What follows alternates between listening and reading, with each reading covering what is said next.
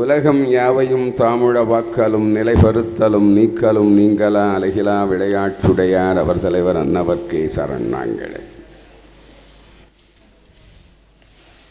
ஸ்ரீசைலேச தயாபாத்திரம் தீபக்தியாதி குணார்ணவம் யதீந்த பிரவணம் வந்தே ரம்யஜா மாதரம் முனி. லக்ஷ்மீநாத சமாரம்பாம் நாதயாமுன மத்தியமாம் அஸ்மதாச்சாரிய பர்யந்தாம் வந்தே குரு பரம்பராம். பெரியோர்களே, தாய்மார்களே, தென்திருப்பேரை மகனிடங்குடிக்காதன் திருக்கோவிலிலே நடைபெற்று வருகின்ற பிரம்மோற்சவத்தின் 6ஆம் திருநாளான இன்று மாலை பொழுதில் அழகியதொரு சொற்பொழிவுக்கு வானப்பிரான் வண்டமிழ் பேரவை ஏற்பாடு செய்திருக்கிறது. கடந்த 5 நாட்களாக இங்கே சொற்பொழிவு நடைபெற்று கொண்டு வருகிறது. 2ஆம் திருநாளிலிருந்து 5ஆம் திருநாள் வரை அடியேன் பேசினேன். முதல் திருநாளிலே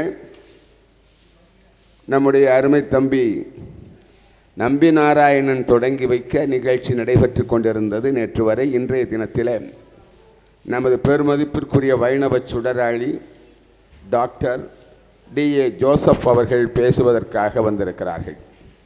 அவர்கள் பேச எடுத்துக்கொண்டிருக்கிற பொருள் ஸ்ரீவசன பூஷணம்.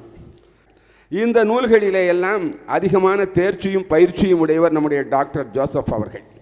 அவர்கள் நீண்ட காலமாக அந்த நூல்களை படித்து வருகிறார்கள். அதோடு மாத்திரமல்ல, அவருடைய ஆசிரியர் திருமாளிகை வீரராகவாச்சாரியார் என்ற பழம்பெரும் தமிழ் அறிஞர். தமிழ்ச் சங்கத்திலே அங்கம் வகித்த மதுரை தமிழ்ச் சங்கத்திலே சேதுபதி அவர்களாலே தொடங்கப்பட்ட கடைசி காலத்திலே அண்மை காலத்திலே 4வது தமிழ்ச்சங்கம் என்று போற்றப்படுகிற அந்த 4வது தமிழ்ச்சங்கத்திலே திருநாராயணையங்கார், அப்பனையங்கார், வீரராகவையங்கார் போன்ற அரும்பெரும் ஆசான்கள் எல்லாம் அதி அற்புதமாக இருந்து தமிழை பரப்பியிருக்கிறார்கள். தமிழையும் பரப்பியிருக்கிறார்கள், ஞானத்தையும் பரப்பியிருக்கிறார்கள். அந்த பரம்பரையிலே திருமாளிகை வீரராகவையங்கார் என்கின்ற வடமொழி தென்மொழியிலே கற்று துறை போனவர் வீரராகவையங்கார். அவரிடத்திலே 20 ஆண்டுகள் அணுக்க தொண்டராக, அவருடைய பாராட்டுதலுக்குரிய முதல் மாணவனாக, அவருடைய மாணவர் பரம்பரையிலே ஒரு முதலியாக இருந்தவர் நம்முடைய டாக்டர் D.A. ஜோசப் அவர்கள். ஆகவே அவர்கள் வைணவத்திலே ஊற்று கொண்டு வந்திருக்கிறார்கள். பெயரை மாற்றவில்லை. அவர் பெயரை மாற்றி அழகிய மணவாளன் என்று பெயரை வைத்துக் கொள்வதற்கு அதிக நேரமாகாது. அழகிய மணவாளன் பேசுகிறார் என்றால் அதில் ஒரு அட்ராக்டிவ் இருக்காது. அதைவிட டாக்டர் D.A. ஜோசப் பேசுகிறார் என்றால் அந்த பெயரிலே ஒரு அட்ராக்ஷன், ஒரு கவர்ச்சி இருக்கிறது. ஆகவே அவர்கள் பேச வேண்டும். அவர்கள் ஞானத்தை பற்றி தெரிந்து கொள்வதற்காக தேடினார், பல ஆண்டுகள் தேடினார். அந்த ஞானத்தை தேடி பாதிரியார்களிடத்திலே போனார், பௌத்த பிட்சுக்களிடத்திலே போனார், சமண பெரியார்களிடத்திலே போனார். யாரிடத்திலும் அவர் கேட்ட ஞானம் அவருக்கு வந்து சேரவில்லை. அந்த ஞானம் எங்கே கிடைத்தது என்றால் வீரராகவையங்கார் மூலமாக தமிழ் பிரபந்தங்களிலே தான் அவருக்கு கிடைத்தது. ஆகவே தமிழ் நெஞ்சமாக அவருடைய நெஞ்சம் இப்பொழுது மாறி இருக்கிறது. தமிழ் என்று சொன்னாலே வைணவம் என்று பொருள். ஒரு முக்கியமான செய்தியை நான் சொல்லுகிறேன். சைவமும் தமிழும் என்று சொல்லுவார்கள். அப்படியானால் வைணவம் இல்லையா என்று ஒருவரிடத்திலே கேட்டார். தமிழுக்கே வைணவம் என்று தான் பெயர். தமிழ் என்று சொன்னால் அதுதான் வைணவம் என்று நான் சொன்னேன். அது மாதிரியாக தமிழாக தன்னை மாற்றிக்கொண்டிருக்கிறார் டாக்டர் D.A. ஜோசப் அவர்கள். இன்றைக்கு பேசுவதற்காக எடுத்துக்கொண்டிருக்கிற தலைப்பு ஸ்ரீவசன பூஷணம். தொடர்ந்து இங்கே 4 நாட்கள் அவர்கள் பேசுகிறார்கள். அவருடைய அழகிய பேருரை ஒரு வகுப்பறையிலே பேராசிரியர் ஒருவர் பாடம் நடத்துவது போல இருக்கும். அதை நீங்கள் எல்லாரும் கேட்டு மகிழ வேண்டும். 5 ஆண்டுகளுக்கு முன்பாக என்று நினைக்கிறேன் அவர்களை ஆழ்வார் திருநகரிக்கு அழைத்து அவர்களை பேச வைத்து அவருடைய பேச்சை கேட்டு இதே போல அவர்கள் பேசுவதற்கு முன்பாக அடியேன் வரவேற்புரை வழங்குகின்ற ஒரு அரியதொரு வாய்ப்பு எம்பெருமானால் எனக்கு வழங்கப்பட்டது. இந்த ஆண்டு சுவாமி மகனிடங்குடிக்காதனுடைய திருச்சன்னிதானத்தில், அவருடைய சன்னிதானத்தில் உங்கள் முன்பாக டாக்டர் D.A. ஜோசப் அவர்களை வரவேற்பதற்கு ஒரு அரிய வாய்ப்பு எனக்கு கிடைத்திருக்கிறது. அந்த அரிய வாய்ப்பை வானப்பிரான் வண்டமிழ் பேரவை அதனுடைய செயலாளர் நம்முடைய அருமை நண்பர் பிரசன்னா அவர்கள் எனக்கு ஏற்படுத்தி தந்திருக்கிறார்கள். இந்த நிகழ்ச்சியை நன்றாக கேட்டு அனுபவித்து ஆனந்தித்து ஸ்ரீவசன பூஷணத்தின் அரிய கருத்துக்களை உள்வாங்கி அதை நெஞ்சிலே வைத்துக்கொண்டு மிகச்சிறந்த வைணவ செம்மல்களாக நீங்கள் வளர வேண்டும் என்பதை, வாழ வேண்டும் என்பதை இந்த இடத்திலே தெரிவித்து அடியேன் விடைபெறுகிறேன். வணக்கம், நன்றி.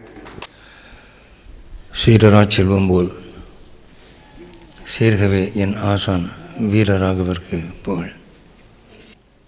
அகலகில்லேன் இறையும் என்றாலர் மேல் மங்கை உரை மார்பா, நிகரில் புகழாய் உலகம் ஒன்றுடையாய் என்னை ஆழ்வானே, நிகரில் அமரர் முனிக்கணங்கள் விரும்பும் திருவேங்கடத்தானே, புகழொன்றில்லா அடியேன் உன் அடிக்கீழ் அமர்ந்து புகுந்தேனே. அஸ்மத் குருப்பியோ நமः, அஸ்மத் பரமகுருப்பியோ நமः, அஸ்மத் சர்வகுருப்பியோ நமः. ஸ்ரீமதே ராமானுஜாய நமः. ஆழ்வார் எம்பெருமானார் ஜீயர் திருவடிகளே சரணம். தென்திருப்பேரை அருள்மிகு மகர நெடுங்குழைக்காதன் திவ்ய கஷேத்திர தேவஸ்தான நிர்வாகக்குழு தலைவர் அவர்களே, நிர்வாகக்குழு உறுப்பினர்களே, கோவில் தொண்டர்களே, பல ஆண்டுகளாக அடியேன் இங்கே நவதிருப்பதி நோக்கி வரும்படியான ஒரு வாய்ப்பை எனக்கு உண்டு பண்ணி கொடுத்து இங்கே என் குரல் ஒலிப்பதற்கு அடிப்படை காரணமாக இருந்த ஆச்சாரிய புருஷர் மதுரகவி ஆழ்வார் பரம்பரையைச் சேர்ந்த ஸ்ரீ ஸ்ரீ அண்ணாவியர் சுவாமிகளே, பல சிக்கல்களையும் எதிர்கொண்டு இதை திறமையாக சென்ற முறை நடத்தியது போல் இந்த ஆண்டும் அதை வடிவமைத்து இந்த நிகழ்ச்சியை நமக்கு ஏற்பாடு செய்து வழங்கும் ஸ்ரீ வைஷ்ணவ இளஞ்சிங்கம் தென்திருப்பேரை பிரசன்ன ஸ்ரீனிவாசன் அவர்களே, அவருக்கு உறுதுணையாக இருக்கும் அவரதும் குடும்பத்தினரே, சற்று முன் அடியனுக்கு ஒரு முன்னுரை வழங்கிய ஸ்ரீ வைஷ்ணவ ஸ்ரீ கு சடகோபன் சுவாமிகளே, இங்கு அமர்ந்துள்ள ஸ்ரீ வைஷ்ணவ மகனீயர்களே, ஆண்டாள் கோஷ்டியினரே, உங்கள் அனைவருடைய திருப்பாதங்களையும் வணங்குவதை பெருமையாக கருதுகிறேன்.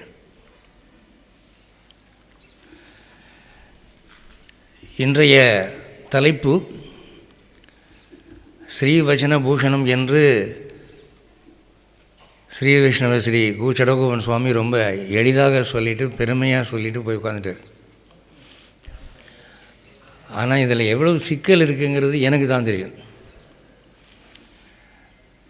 வழக்கமாக நான் இதுபோல் திவ்ய சேத்திரங்களிலும் அபிமான ஸ்தலங்களிலும் பேசும்போது ஆழ்வார்களை பற்றி, பாசுரங்கள் பற்றி, வேதங்கள் பற்றி, உபனிஷதங்கள் பற்றி இப்படி பேசுவேன். ஆனால் இந்த ஸ்ரீவச்சன பூஷணம், ஆச்சாரிய ஹிருதயம் இதெல்லாம் ரகசிய கிரந்தங்கள் என்று ஸ்ரீ வைஷ்ணவ சம்பிரதாயத்திலே சொல்லப்படுபவை. ரகசிய கிரந்தங்கள்னால் எல்லார்ட்டையும் பப்ளிக்கில் சொல்லப்படாது, அதை ரகசியமாக வச்சுக்கணும், அப்போ தான் அது ரகசியம். அதனால் நான் இந்த தலைப்பு எடுக்கிறதே இல்லை. அது ரகசிய கிரந்தம் என்று சொல்லப்பட்டது ஒரு காரணம். முக்கிய காரணம் என்னென்னா, இதை எடுத்தேன்னா இதில் கிணறு வெட்ட பூதங்கிழமன மாதிரி ஏகப்பட்ட பிரச்சனை வரும் என்பதாலே. இன்னும் கொஞ்சம் உடைச்சி சொல்ல போனால், நான் இன்றைக்கி பேச போகிற ஸ்ரீவச்சன பூஷணம் என்ற தலைப்பும், நாளைக்கு பேச போகிற ஆச்சாரிய ஹிருதயம் என்ற தலைப்பும் ஜாதி பிரச்சனையை பற்றியது. ஸ்ரீ வைஷ்ணவத்திலே ராமானுஜர் ஏற்பாடு செய்த ஜாதி சமத்துவம் பற்றி இந்த 2 நூல்களும் பேசுகின்றன. இந்த 2 நூல்கள் ஏற்படுத்தின பூகம்பம் கடந்த பல 100 ஆண்டுகளாக பல ஊர்களிலும் பல பிரச்சனையை கிளப்பி பல வகையான மாற்றங்களை உண்டு பண்ணியிருக்கிறது.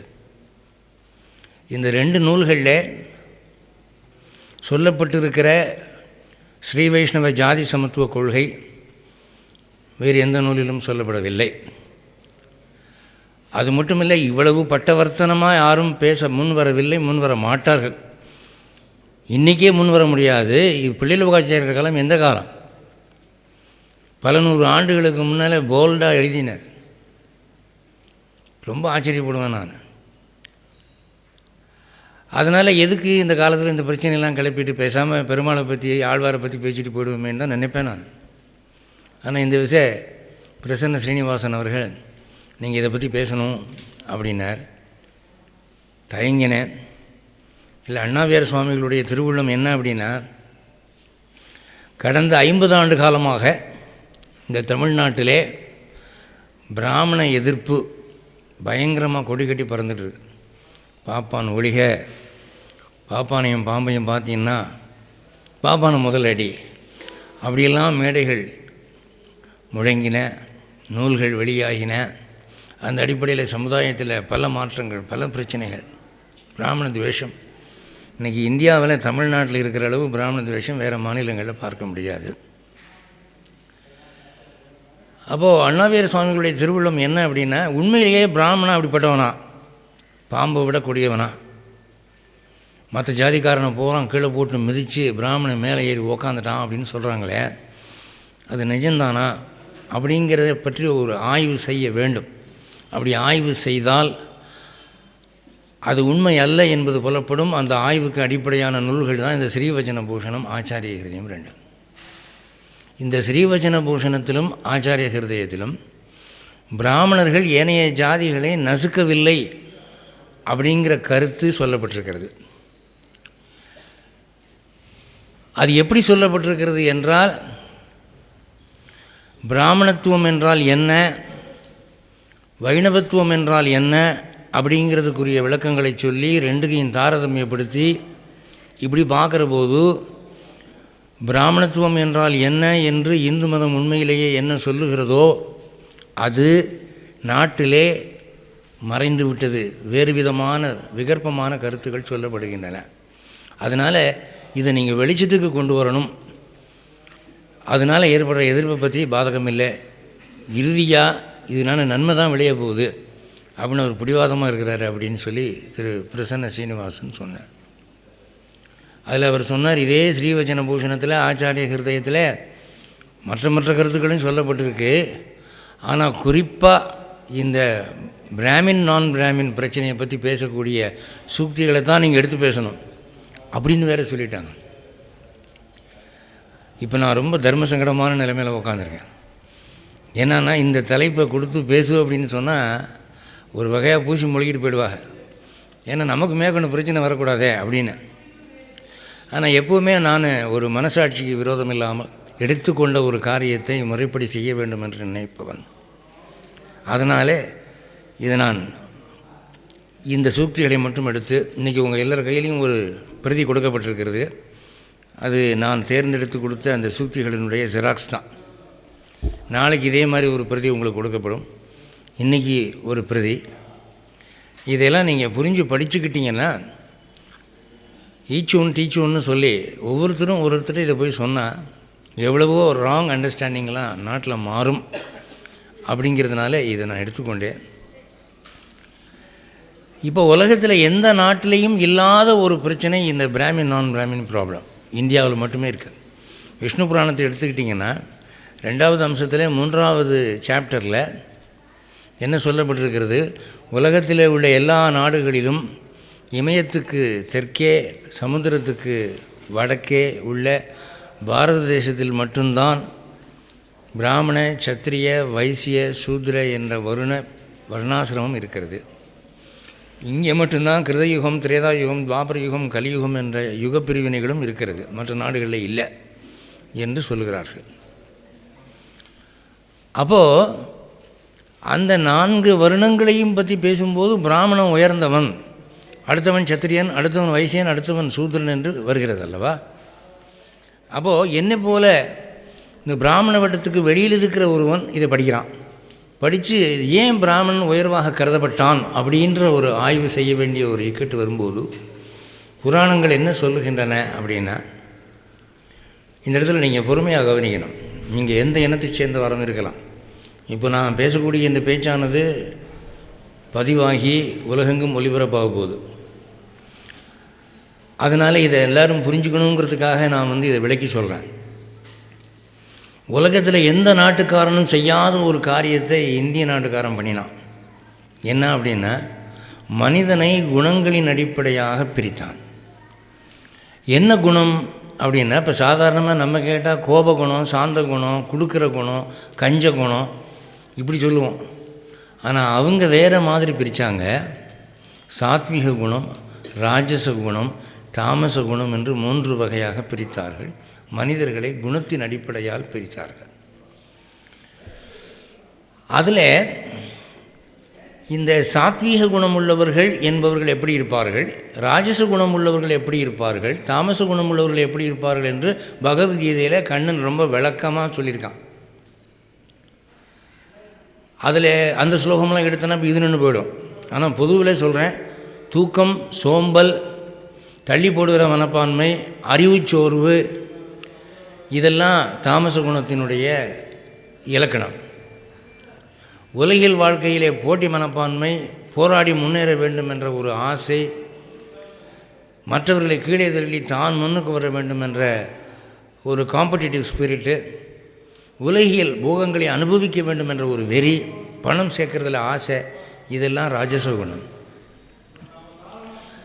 அப்படி இல்லாமல் இந்த உலகியல் ஈடுபாடு வேண்டாம், கடவுளை பற்றி நினைப்போம் என்று ஞான விஷயங்களிலே ஈடுபாடும், மன அடக்கமும், உணவு கட்டுப்பாடும், சத்தியம், நேர்மை முதலிய குணங்களிலே ஈடுபாடும், இறை வழிபாட்டிலே நாட்டமும், வாழ்க்கையின் பெரும்பகுதியை ஆன்மீகத்துக்காக செலவிட வேண்டும் என்ற எண்ணமும் சாத்விக குணத்தினுடைய விளைவுகள். இப்போது பிரம்மா படைக்கிற போது என்ன பண்ணினாராம், முகத்திலிருந்து பிராமண இனத்தை படைத்தார். அப்படி தோன்றினவர்கள் எல்லாம் சத்துவகுணம் உள்ளவர்களாக இருந்தார்கள், சாத்விக குணம் உள்ளவர்களாக இருந்தார்கள். தோளிலிருந்து போர்க்குணம் உள்ள சத்திரியர்கள் தோன்றினார்கள். பல அயலூர் சென்று வியாபாரம் செய்யக்கூடிய மனப்பான்மையுள்ள வைசியர்கள் தொடைகளிலிருந்து தோன்றினார்கள். ஏனையவர்கள் பாதத்திலிருந்து தோன்றினார்கள்னு சொல்கிறாங்க. அதில் இந்த முகத்திலிருந்து தோன்றினவர்கள் அதுக்கு முந்தின ஜென்மத்திலே நிறைய புண்ணியங்கள் செய்து சத்துவகுணம் ஏற்படுவதற்கான பல காரியங்கள் செய்ததினாலே இந்த ஜென்மாவிலே இந்த முறை பிரம்மாவால் படைக்கப்படும் போது சத்துவகுணம் உள்ளவர்களாக படைக்கப்பட வேண்டும் என்ற வாய்ப்போடு பிறக்கிறவர்கள். அப்படி பிறந்தவர்கள் மிகுந்த மன அடக்கமும் மிகுந்த ஆன்மீக ஈடுபாடும் உள்ளவர்களாக இருந்தார்கள். அதனால் பிரம்மா என்ன சொன்னார் அப்படின்னா, ஆன்மீகத்துக்கும் மன அடக்கத்துக்கும் ப்ரையாரிட்டி கொடுக்கணும், முதலிடம். உலகில் ஈடுபாடுக்கு அடுத்தடுத்த இடம். அப்படி பார்க்குற போது இவன் பிராமணன் ரொம்பவும் ஆன்மீகமாக இருக்கிறதுனால, பற்றற்றவனாக இருக்கிறதுனால, நீதி நியாயமாக இருக்கிறதுனால, மனடக்கம் உள்ளவனாக இருக்கிறதுனால அவனுக்கு முதல் மரியாதை, அவன் உயர்ந்தவன் அப்படின்னு சொல்லி ஏற்படுத்தினார். இது எப்போ நடந்தது? மனிதன் படைக்கப்பட்ட காலத்திலே நடந்தது, பல ஆயிரம் ஆண்டுகளுக்கு முன்னாலே. ஆனால் பிரம்மாவுடைய படைப்பு அப்படியே இருந்ததா? சாத்வீகமாக படைக்கப்பட்டவர்கள் சாத்வீகமாகவே இருந்தார்களா? ராஜசமாக படைக்கப்பட்டவர்கள் ராஜசமாகவே இருந்தார்களா? தாமசமாக படைக்கப்பட்டவர்கள் தாமசமாகவே இருந்தார்களான்னா இல்லை. அங்கே ஒரு குளறுபடி ஆகுது. என்ன குளறுபடி? ராவணன்னு சொல்கிறோமே, ஒரு மகா அயோக்கிய பைய, அவனே பிராமணன். பிராமண ஜாதியில் இப்படி ஆளுகள்லாம் பிறந்தார்கள். நான் சொல்கிறது ராவணனுடைய காலம் 1975 2010 இல்லை. ராவணனுடைய காலம் யுகங்களுக்கு முந்தினது. அதே மாதிரி இரணியன், இவங்க எல்லாம் பிரம்மகுலம், புலஸ்திய மகரிஷி, இந்த மாதிரி பெரிய பெரிய ரிஷிகளுக்கு பிறக்கிறாங்க. அவங்க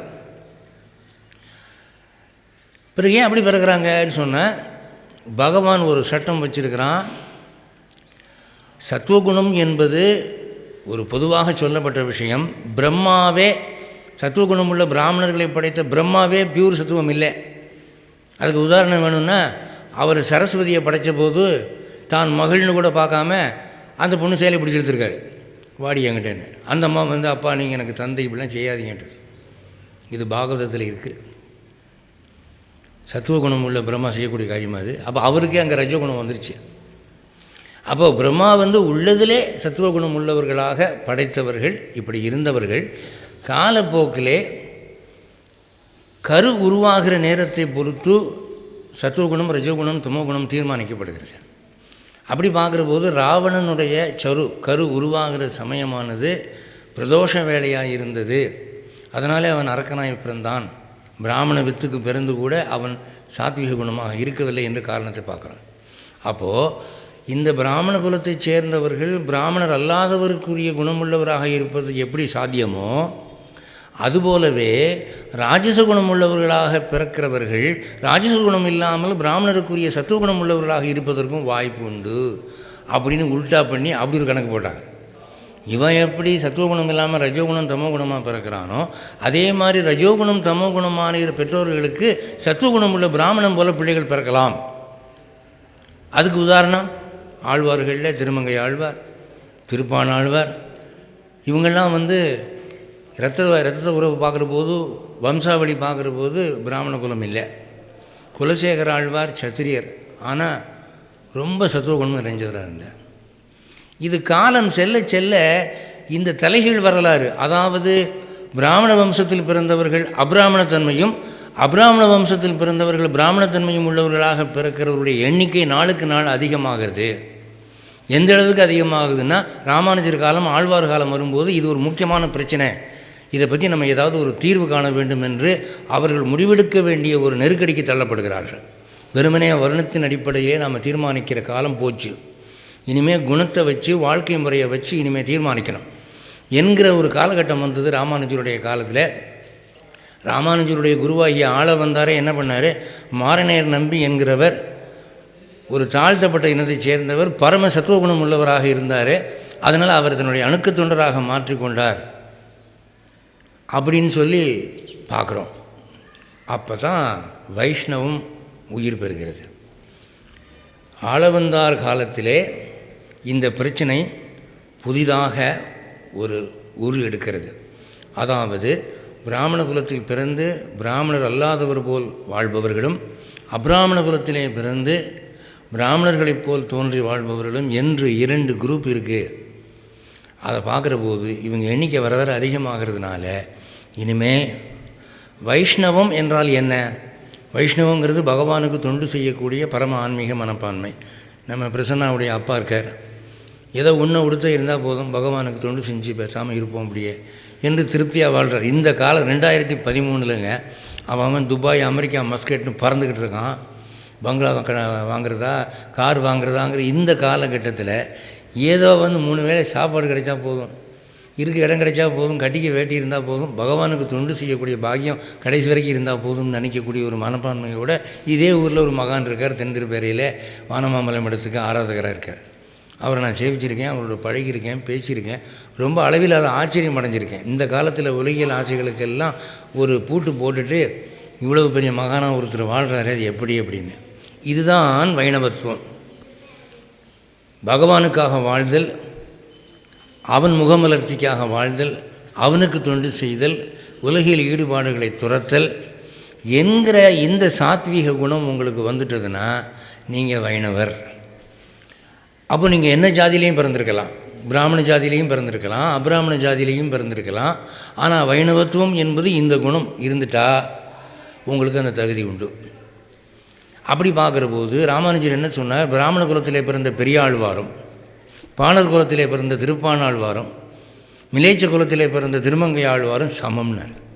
எல்லாரும் 12 ஆழ்வார்களும் சமம் அப்படின்னார்.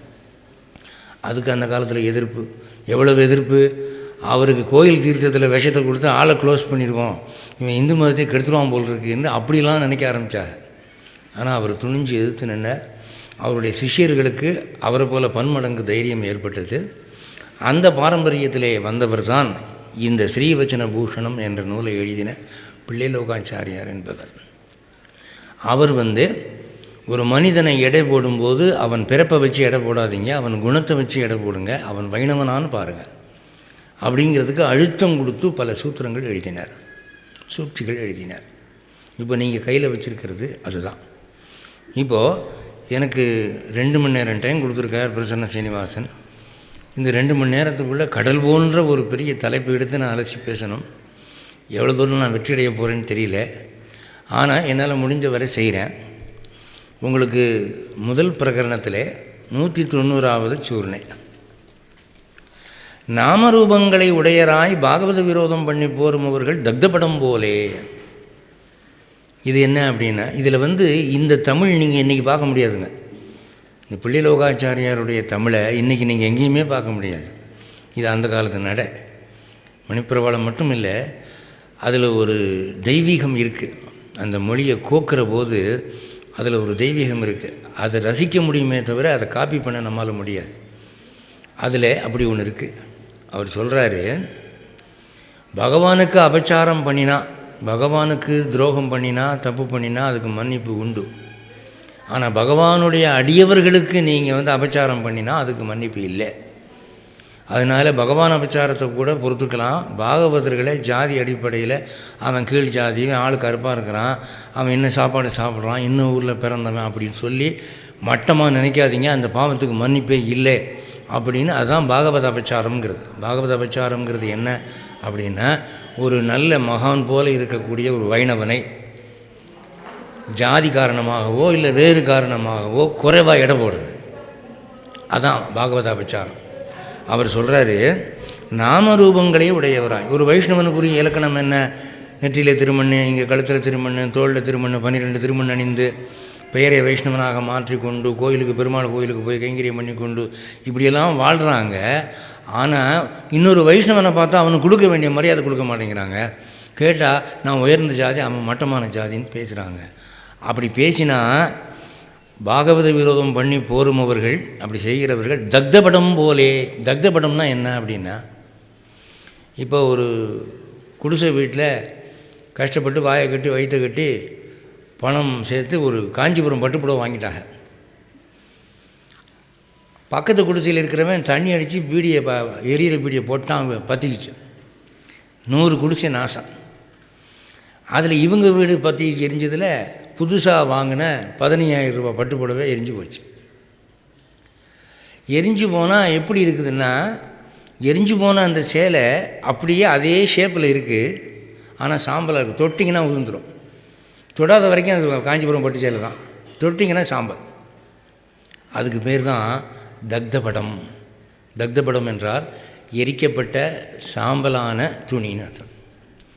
ஒரு பாகவதனை மட்டமாக நினைக்கிறவன் பார்க்குறதுக்கு மனுஷனாக இருக்கிறான், ஆனால் அவன் வெந்து போன சேலைங்கிறான். அவன் ஒன்றுக்கும் புண்ணியம் இல்லையா, அவன் உதிர்ந்து போன சாம்பல். பகவான் அவனை பார்த்தாலே நினைச்சாலே அவருக்கு பற்றிட்டு வரும் கோபம் அப்படிங்கிறார். அதனால நாமரூபங்களை உடையராய் பாகவத விரோதம் பண்ணி போரும் அவர்கள் தக்தபடம் போலே அப்படின்னு. 191. மடிப்புடவை வெந்தால் உண்டையும் பாவும் ஒத்து கிடக்கும், காற்றடித்தவாறே பறந்து போ. அதை விளக்குறாரு. உண்டையும் பாவுங்கிறார்.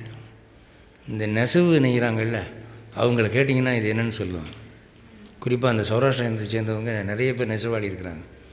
உண்டையும் பாவும் அப்படின்னா என்ன அப்படின்னா, குறுக்க போகிற நூல், நெடுக்க போகிற நூல். நீங்கள் எந்த துணியை பார்த்தாலும் இப்படி ஒன்று இப்படி ஒன்று இருக்கும். அது நெருப்பு பிடிச்சி எரிஞ்சு போன பிறகும் அந்த குறுக்கு நூல் நெடுக்கு நூல் அப்படியே இருக்குது, பார்த்தா அப்படியே இருக்குது. மடி புடவை, மடிக்கப்பட்டு வைத்திருக்கும் புடவை உண்டையும் பாவும் ஒத்து கிடக்கும். அந்த குறுக்கு நூல் நெடுக்கு நூலெலாம் அப்படியே இருக்கும், ஆனால் காற்றடித்தவாறே பறந்து போகும். வெந்து போன பிறகு காற்று வேகமாக அடிச்சதுன்னா எல்லாம் பறந்து போயிடும். அதுபோல் இவன் பார்க்குறதுக்கு மனுஷன் போல இருக்கிறான். அரிதறிது மானிடராத்தல் அரிதுன்னு சொல்லி 6 அறிவுள்ள மனுஷனாக இருக்கிறான். இவன் ஒரு மகானை அவன் ஜாதி வச்சு, அவன் அந்தஸ்து வச்சு, அவன் தோற்றத்தை வச்சு குறைவாக எடை போடுறான். அப்படின்னா அவன் மேலே பகவான் என்ன அபிப்பிராயம் வச்சுருக்கானா, இவெல்லாம் வெந்து போன புடவைடா அப்படின்னு நினைக்கிறான் அப்படின்ற. 192. ஈஸ்வரன் அவதரித்து பண்ணின ஆணை தொழில்களெல்லாம் பாகவத அபச்சாரம் பொறாமை என்று ஜீயர் அருளி செய்வார். ஜீயரன் நஞ்சியர்னு ஒருத்தர் இருந்தார்.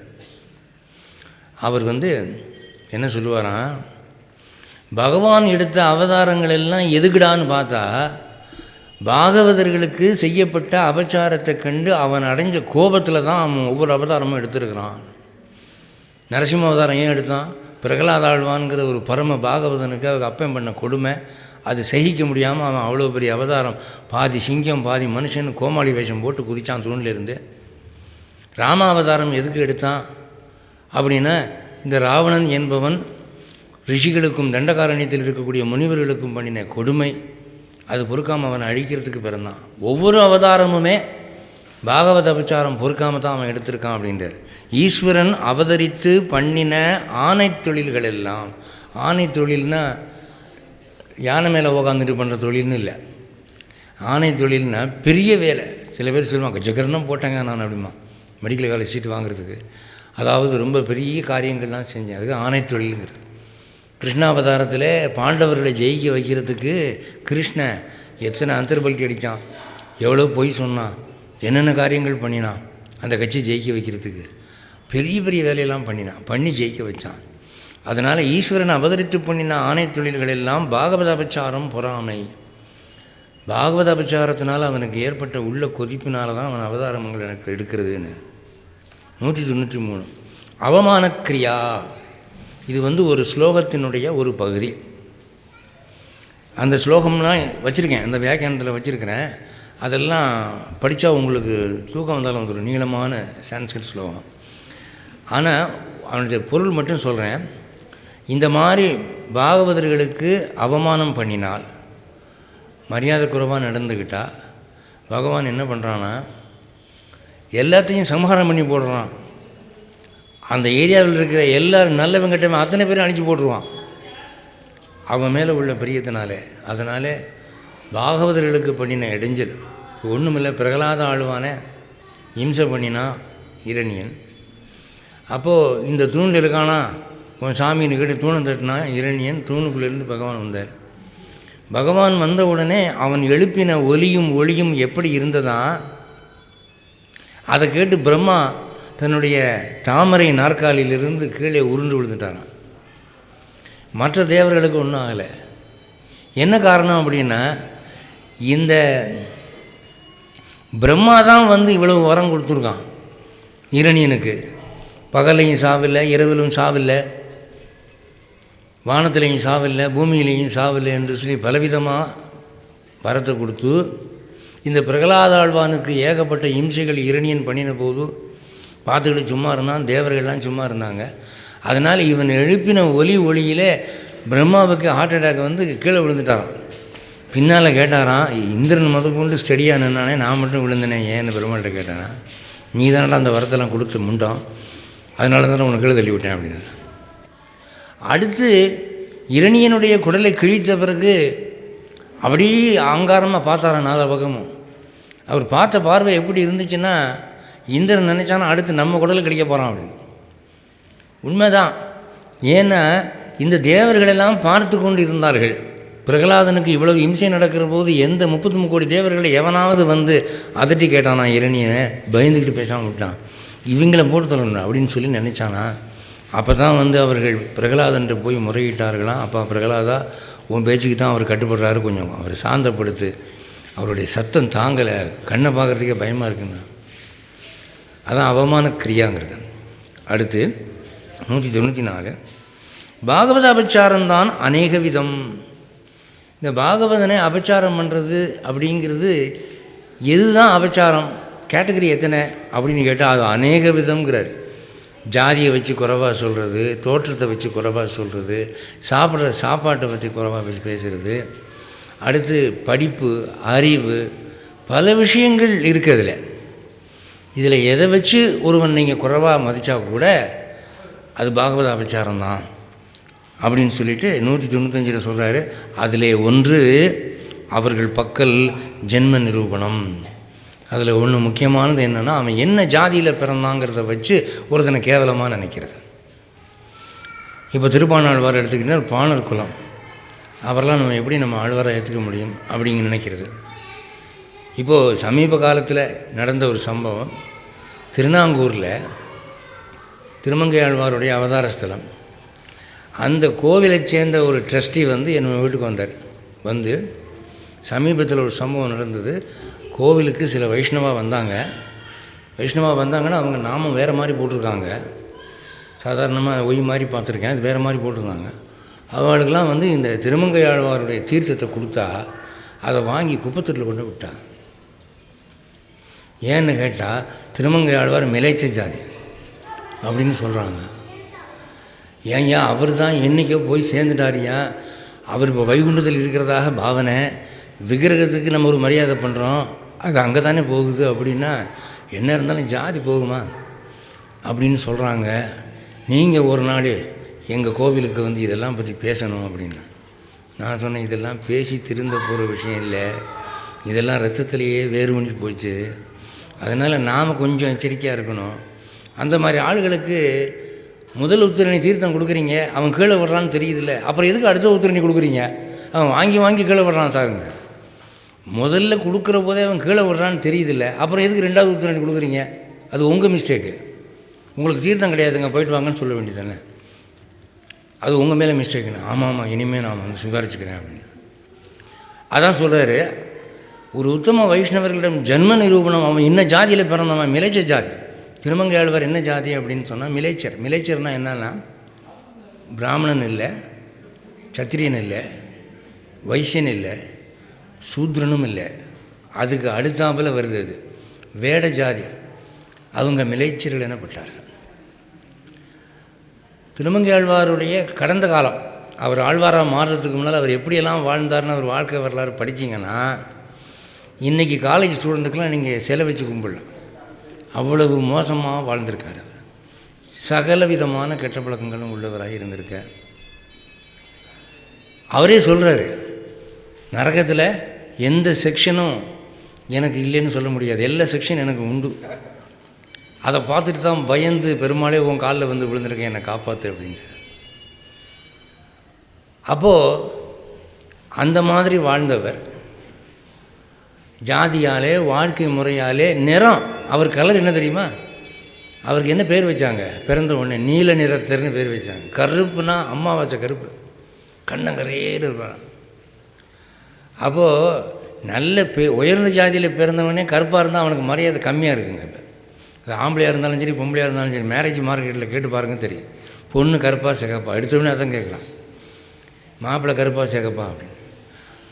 அப்போ அவர் அவ்வளவு கருப்பாக இருப்பாரான். அப்படிப்பட்டவர்கிட்ட பெருமாளே நேரில் தோன்றி இவர்கிட்ட வாங்கியிருக்கார். திருமங்கை ஆழ்வார் அவர் அடிச்சிருக்கார். பெருமாளை அடித்து உதச்சி மந்திரத்தை உபதேசம் வாங்கின ஒரே ஆழ்வார் அவர் தான். மற்றவங்கெல்லாம் காலில் விழுந்து கெஞ்சி கேட்டு எனக்கு மந்திர உபதேசம் வேணும்னு கேட்டாங்க. இவர் பெருமாளுக்கே அடிச்சு டேய் சொல்கிறா என்னடா மந்திரம் அது அப்படின்னு மிரட்டி வாங்கிரு, பிளாக்மெயில் பண்ணி வாங்கினார். அதை அவர் இன்பமாக எடுத்துக்கிட்டார். பெருமாள் அவர்கிட்ட அடி வாங்கிறத இன்பமாக எடுத்துக்கிட்டார். பெருமாளே அதை இன்பமாக நினைக்கிறார். நாம் என்ன நினைக்கிறோம், அவர் என்ன மிளைச்ச ஜாதி அப்படின்னு. அதில் ஒன்று அவர்கள் பக்கல் ஜென்ம நிரூபணம். இதுதான் அர்ச்சாவதாரத்திலே உபாதான ஸ்மிருதியிலே காட்டும் குரூரம்னு. அர்ச்சாவதாரம்னா என்ன? பகவான் வந்து 5 நிலைகளில் இருக்கிறான். பரம், வியூகம், அந்தர்யாமி, விபவம், அடுத்து அர்ச்சை. அர்ச்சைங்கிறது கோவில்களிலே வழிபடுவதற்காக மரத்தாலோ சுண்ணாம்பினாலோ விக்கிரகத்தாலோ பஞ்சலோகத்தாலோ நாம் செய்யக்கூடிய ஒரு உருவம். அதான் அர்ச்சிப்பதற்காக வைத்திருக்கிற உருவம் அர்ச்சாவதாரம். அந்த அர்ச்சாவதாரமானது எந்த பொருளிலே செய்யப்பட்டது என்று நினைத்து அதை வச்சு சாமியை எடை போட்டால் அது எவ்வளோ பெரிய பாவம். இப்போ ராமர் விக்கிரகம் ஒரு கோவிலில் களிமண்ணில் செஞ்சுருக்காங்க. இப்போ நீங்கள் வடக்க போனீங்கன்னா தெற்க தான் கோவிலில் சாமி அழகாக இருக்கிறதெல்லாம். வட இந்தியாவுக்கு போனீங்கன்னா சாமி பயங்கரமாக இருக்கும் ஒவ்வொரு கோவில்லையும்.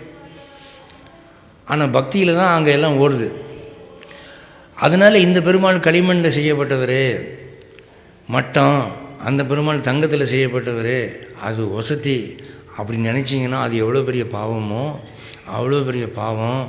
பாகவதர்களை இன்ன ஜாதியில் பிறந்தவர்கள் என்று சொல்கிறதுன்ற 197 அத்தை மாத்ருயோனி பரீட்சையோடு ஒக்கும் என்று சாஸ்திரம் சொல்லும். மாத்ருயோனி பரீட்சைனா ஒரு அசிங்கமான அர்த்தத்தை ஒரு டீசெண்டாக சொல்கிறார். மாத்ருயோனி பரீட்சைனா தாயையே ஒரு மனுஷன் வந்து தப்பாக நினைக்கிறான், அதுதான் மாத்ருயோனி பரீட்சைன்னு சொல்கிறது. அப்படி கதைகள்லாம் நம்ம பழைய காலத்திலே பார்க்குறோம், இருந்துச்சு அப்படின்னு. அது பெரிய அது மாத்ருகாமி யோகா அப்படின்னு சொல்கிறான், பெரிய பாவம்னு சொல்லியிருக்கேன். சகோதரகாமி யோகா, மாத்ருகாமி யோகா இதெல்லாம் ஜாதகத்தில் ரொம்பவும் மோசமான தோஷம். அந்த பாவத்துக்கு நரகம்தான் தண்டனைன்னு சொல்லியிருக்கு. அப்படி ஒரு பாவம்டா இது. இந்த 198 திரிசங்குவை போலே கர்மச்சண்டாளனாய் மார்பிலிட்ட யஜ்ஞோபவிதந்தானே வாராய் விடும். திரிசங்குன்னு ஒருத்தன் இருந்தான், உங்களை எல்லாருக்கும் தெரியும்னு நினைக்கிறேன். ஏன்னா பல பேர் ஆஃபீஸில் பேசிக்கிற போதே இந்த மேனேஜர் வந்த பிறகு என் கதையே திரிசங்கு சொர்க்கமாகி போச்சுங்க அப்படின்னு சொல்கிறாங்க. அதாவது அத்துவானத்தில் அப்படியும் இல்லாமல் இப்படி இல்லாமல் ஒருத்தன் மாட்டிக்கிட்டான்னா அவன் திரிசங்கு சொர்க்கம்னு சொல்கிறான். திரிசங்குன்னு ஒரு ராஜா இருந்தான்.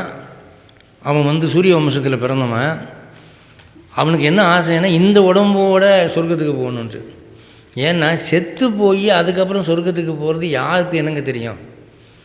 இந்த உடம்போடு போனால் இதே ஞாபகத்தோடு இதே அனுபவத்தோடு நம்ம அனுபவிக்கலாம்.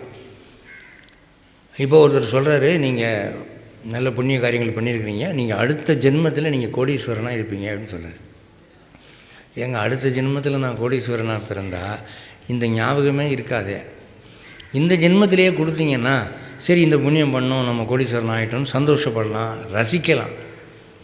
போன ஜென்மத்தில் நான் எப்படி இருந்தேன்னு இப்போ தெரியுமா? அதனால் சொர்க்கத்துக்கு போகிறதுங்கிறது இந்த சரீரத்தோடையே நடக்கணும் அப்படின்னு கேட்டான் குருக்கிட்ட போய். அவர் சொன்னார், அது முடியாதுறான்னாரு. இவ்வளவு ஞான உபதேசம் கேட்டுட்டு நீ இந்த நாத்தம் எடுத்த சரீரத்தோடு அங்கே போகணுங்கிறியா? முடியாதுன்னாரு. அவருடைய பிள்ளைகள்கிட்ட போய் கேட்டான், அவங்களும் முடியாதுன்னு சொன்னாங்க. நீங்கள் செய்யாட்டிங்கன்னா நான் வேறு ஒரு விஷயம் வச்சு செஞ்சுக்கிறேன்னா அவங்களுக்கு கோபம் வந்துடுச்சு. நீ சண்டாளனாய் போக கிடவாயாக அப்படின்னா. இப்போ நான் கொஞ்சம் நேரத்துக்கு முன்னால் மிலேச்ச ஜாதினா என்னென்னு சொன்னேன் இல்லையா? மிலேச்ச ஜாதிக்கு கீழே ஒரு ஜாதி இருக்குது இந்த நாட்டில். அது என்ன ஜாதிடா அப்படின்னா சண்டாளன் அப்படிங்கிறதுக்கு சம்ஸ்கிருதத்தில் சோபச்சஹா அப்படிமா, நாய் மாம்சம் சாப்பிடுகிறவன் அர்த்தம். ஒரு நாய் செத்து போனால் அதை உப்பு கண்டம் போட்டு சாப்பிட்றவன். அப்படி ஒரு ஜாதி இருந்தது. அவனுக்கு சண்டாளன்னு பேர். அந்த ஜாதிக்காரன் நீ மாறு, சத்திரியனா பிறந்திருக்கிற, உன் கொழுப்பு ஜாஸ்தி இருக்குன்னு. அப்போ என்னாச்சு, அவர்கள் சாபத்தினாலே உடனே அவன் சண்டாளனாக மாறினான். அவனுடைய பொன்னிறம் கருநிறமானது, மார்பில் போட்டிருந்த பூணூலானது சுடுகாட்டில் பணம் எரிக்கிறவன் போட்டிருக்கிற தோல்வாராகிவிட்டது. வெட்டி அமரைனான். அதை தான் சொல்கிறாரு, அவனுடைய மார்பில் இருக்கிற திரிசங்குவை போலே கர்ம சண்டாளனாய் மார்பிலிட்ட யஜ்ஞோபவீதந்தானே வாராகிவிடும். நீங்கள் பெரிய ஜாதின்னு நினைக்காதீங்க. பாகவதங்களை பற்றி ரொம்ப குறைவாக நினச்சிங்கன்னா இப்போவே நீங்கள் சண்டாளன் ஆகிடுவீங்க, நீங்கள் கீழாக மதிக்கப்படுவீர்கள் அப்படின்னா. 199 ஜாதி சண்டாளனுக்கு காலாந்தரத்திலே பாகவதனாகைக்கு யோக்கியதை உண்டு, அதுவும் இல்லை இவனுக்கு. இப்போ சண்டாளனாக இருக்கிறவன் காலக்கிரமத்தில் இந்த மாதிரி உபன்யாசத்தை போய் கேட்டு பெருமாள்கிட்ட போய் சரணடைஞ்சால் நமக்கு மோட்சம் கிடைக்கும்னு சொல்லி அவன் பிரபத்தி பண்ணிட்டான்னா அவனுக்கு மோட்சம் போகிறதுக்கெல்லாம் வாய்ப்பு இருக்குது. ஆனால் இந்த மாதிரி ஒரு உயர்ந்த குடும்பத்தில் பிறந்து ஜாதி கொழுப்பினால ஒரு நல்ல உத்தமனான வைணவனை போய் மட்டமாக நினச்சி சண்டாளன் ஆனினா உனக்கு அந்த உய்வும் இல்லை அப்படிங்கிறார். காரணம் என்ன அப்படின்னா 200 அவன் ஆரூட பதிதனாகையாலே. ஆரூட பதிதன்னா மேலே இறங்கி கீழே விழுந்தவன் அர்த்தம். ஆரூடனா மேலே ஏறி, பதிதன்னா கீழே விழுந்தவன். இவன் உயர்ந்த ஜாதிக்கு பூர்வ ஜென்ம புண்ணியத்தினால் போய் பிறந்து அங்கேருந்து அந்தர்பல்ட்டி அடித்து கீழே விழுந்துட்டான். பண்ணக்கூடாத பெரிய பாவத்தை. இவனுக்கு உய்வே கிடையாது. ஆரூட பதிதனாகையாலே. 201 இது தனக்கு அதிகாரி நியமம் இல்லை. சரி, இந்த மாதிரி ஒரு பாவம் ஆபத்துங்கிறது எந்த ஜாதியை சேர்ந்தவனுக்கு உண்டு, எந்த ஜாதியை சேர்ந்தவனுக்கு இல்லைன்னு கேட்டால் அதெல்லாம் ஒன்றும் இல்லை, இது எல்லாருக்கும் உண்டுன்னு. This is applicable to all communities, all castes. நீ பிராமணனாக இருந்தாலும் பாகவத அபச்சாரம் தான். நீ லோ காஸ்ட்டாக இருந்தாலும் நீ பாகவதன் அபச்சாரம் நினச்சின்னா அபச்சாரம் தான். 202 தமர்களில் தலைவராய சாதி அந்தணர்களேலும். இதெல்லாம் ஆழ்வார் பாசுரம். அதெல்லாம் வியாக்கியானம் பண்ண போனோம்னா அது கிளப்பிரிஞ்சிடும். அப்போது உயர்ந்த ஜாதியில் பிறந்திருந்தால் கூட இந்த மாதிரி துர்புத்தி உனக்கு வந்துருச்சுன்னா நீ கீழே போயிடுவே, லோயர் தான் இந்த லோயஸ்ட்னு ஆகிடுவாப்பா. நம்ம பெரிய ஜாதியில் பிறந்துட்டோம், நமக்கு வீழ்ச்சி கிடையாதுன்னு மட்டும் நினச்சிக்கிட்டு இருக்காதே அப்படின்னு சொல்கிறேன். 203 இவ்விடத்திலே வைனதேய விற்த்தாந்தத்தையும் பிள்ளை ஆழ்வானுக்கு ஆழ்வான் அருளி செய்த வார்த்தையையும் ஸ்மரிப்பது. வைனதேய விற்த்தாந்தம்னா என்ன? வைனதேயன்னா கருடாழ்வார். வினத்தை என்பவளுக்கு மகனாய் பிறந்ததுனாலே கருடனுக்கு வைனதேயன்னு பேர். அஞ்சனாதேவிக்கு மகனாக பிறந்ததுனால ஆஞ்சநேயன்னு பேர். தசரதனுக்கு மகனாக பிறந்ததுனால ராமனுக்கு தாசரதின்னு பேர். ஜனகனுக்கு மகளாக பிறந்ததுனால ஜானகின்னு பேர். அதுபோல் வினத்தை என்பவளுக்கு மகனாய் பிறந்ததுனாலே கருடாழ்வாருக்கு வைனதேயன்னு பேர். நீங்கள் ஒவ்வொரு பெருமாள் கோயிலையும் முதல்ல நீங்கள் கருடாழ்வார் சன்னதியை தான் பார்ப்பீங்க. ஆனால் அதை யாருமே கண்டுக்கிற மாதிரி தெரியல, பேசாமல் உள்ளே போயிடும். ஆனால் உண்மையில் கருடன் வேத புருஷன். கருடன் இல்லாமல் பெருமாள் இல்லை. ஸ்ரீ வைணத்தையாய நமகன்னு டெய்லி சொல்லி வந்தால் உங்களுக்கு நல்ல அறிவு விருத்தியாகும், மெமரி பவர் உற்பத்தியாகும். உங்கள் வீட்டுக்கு பாம்பு வராது. முதல்ல வேறு எது வருதோ இல்லையோ பாம்பு வராது. சர்ப்பதோஷத்துலேருந்து நீங்கள் தப்பிக்கணும்னா இந்த கருட மந்திரத்தை ஜெபிச்சு வந்தால் உங்களுக்கு நல்ல பாம்பு தோஷம், உங்கள் பரம்பரைக்கே பாம்பு கிடைக்காது. ஆனால் என்னமோ தெரியல, பெருமாள் கோயிலுக்கு போகிறவங்கலாம் கிரு நேராக போகிறாங்க. எல்லா சந்தையும் தள்ளிட்டு தள்ளுன்னு அர்ச்சகனே தேவையில்லை எங்களுக்கு. இவன் என்ன மீடியேட்டர் இடையில தள்ளியா அப்படின்னு பெருமாளை பார்த்து கோவிந்தனை கும்பிட்டு போட்டு வந்துடுறேன். இதெல்லாம் என்ன ஒரு பாரம்பரியம்? முதல்ல கருடாழ்வாரை சேவிக்கணும், துவஜஸ்தம்பத்தை சேவிக்கணும், கோபுரத்தாழ்வாரை சேவிக்கணும், கலசத்தாழ்வாரை சேவிக்கணும், துவாரபாலகரை சேவிக்கணும், ஆண்டாள் சன்னதி, தாயார் சன்னதி, சிறிய திருவடி எல்லாம் சேவிச்சுட்டு அப்புறமானா அவர் சந்தோஷப்படுவார். நீங்கள் ஒரு பெரிய அதிகாரியை பார்க்க போகிறீங்க, உள்ள நுழையில அவர் மூத்த மகனுக்கு ஒரு ஓங்கி ஒரு அறை, ரெண்டாவது மகன் மண்டையில் ஒரு கொட்டு, மூணாவது மகனை செருப்பால் அடி, அப்புறம் போய் ஐயா ஒரு ஃபேவர் வேணும், இந்த அப்ளிகேஷனை கொஞ்சம் பாருங்கன்னா அவர் திருப்பிட்டு அடிப்பார். ஏன்டா என் பிள்ளைகள் 3 பேரையும் சாத்திப்பிட்டு ஏன்டா வரையா நீ? அது மாதிரி இவங்களுக்கெல்லாம் அவமரியாதை பண்ணக்கூடாது. அப்போ சொல்கிறாரு, வைணத்தைய விருத்தாந்தம்னா என்ன? இந்த கருடாழ்வார் வேத புருஷன் பரமஞானி, இவர் வாழ்க்கையில் ஒரு தப்பு பண்ணினார். என்ன பண்ணினார் அப்படின்னா, ஒரு பிராமணன் இருந்தானா, அந்த பிராமணன் வேத வித்தையெல்லாம் படித்த பிறகு குருவுக்கு தட்சிணை கொடுக்கணுன்னு ஆசைப்பட்டானா. குருவுக்கிட்ட சுவாமி என்ன தட்சிணை கொடுக்கணும்னு கேட்டானா. ஒன்றும் வேணாண்டா போடா அப்படின்னாரான். இல்லை சுவாமி நீங்கள் ஏதாவது சொல்லித்தான் வேணும்னு. வேணாண்டா போடா அப்படின்னா. இல்லை சுவாமி ஏதாவது சொல்லித்தான் வேணும். அவர் என்ன விட மாட்டான் போல் இருக்கு, என்னமோ பெரிய டாடா பிர்லா மாதிரி நினச்சிட்டு பேசுகிறான்னு அவருக்கு யோசிச்சு பார்த்தாரு. சரி, பச்சை குதிரை 500 குதிரை வேணும் கொண்டா அப்படின்னாரு. பார்த்தா பச்சை குதிரை எங்கே போகிறது அப்படின்னுட்டு சரி சாமின்ட்டு வந்துட்டான். இவர் கடுப்பில் சொல்கிறாரா நிஜமாக சொல்கிறாரான்னு தெரியல. வெளியே வந்தான். இந்த பிராமணனுக்கு கருடாழ்வார் கிளாஸ்மேட்டு, அதனால் கருடாழ்வாரே நினச்சான். உடனே கருடன் வந்துட்டான். என்னடா அப்படின்னா, பச்சை குதிரை வேணுமாப்பா அப்படின்னா. பச்சை குதிரையா, எங்கே போகிறது? சரி, எனக்கு தெரிஞ்சு சாண்டிலினின்னு ஒரு பொம்பளை இருக்கா, அவள் ரொம்ப தெய்வ மையமே உடையவள், அவளை போய் கேட்போம், அவகிட்ட சஜஷன் கிடைக்கணும் அப்படின்னு சொல்லி இந்த சாண்டிலினி என்ற உத்தமமான வைஷ்ணவ பெண்ணை பார்க்க போகிறார்கள். கருடாழ்வார் மேலே ஏறி உட்காந்துக்கலாம் பிராமணன். அங்கே போனால் அப்போ தான் முதன்னு கருடாழ்வார் பார்க்குறாரு, இந்த சாண்டிலினிங்கிற பொம்பளை ஒரு சேரியில் இருக்குது, பரம மோசமான சேரியில் இருக்குது. அப்போ அவர் நினச்சாலும் இவ்வளவு மோசமான சேரியில் இருக்கிற பொம்பளை உத்தமமான ஞானம் உள்ளவளாக எப்படி இருக்க முடியும்? இவளை ஞானி நினச்சது தப்பு அப்படின்னு அவர் நினச்சாராம். நினச்ச உடனே அவர் ரெக்கையெல்லாம் உதிர்ந்து போச்சு.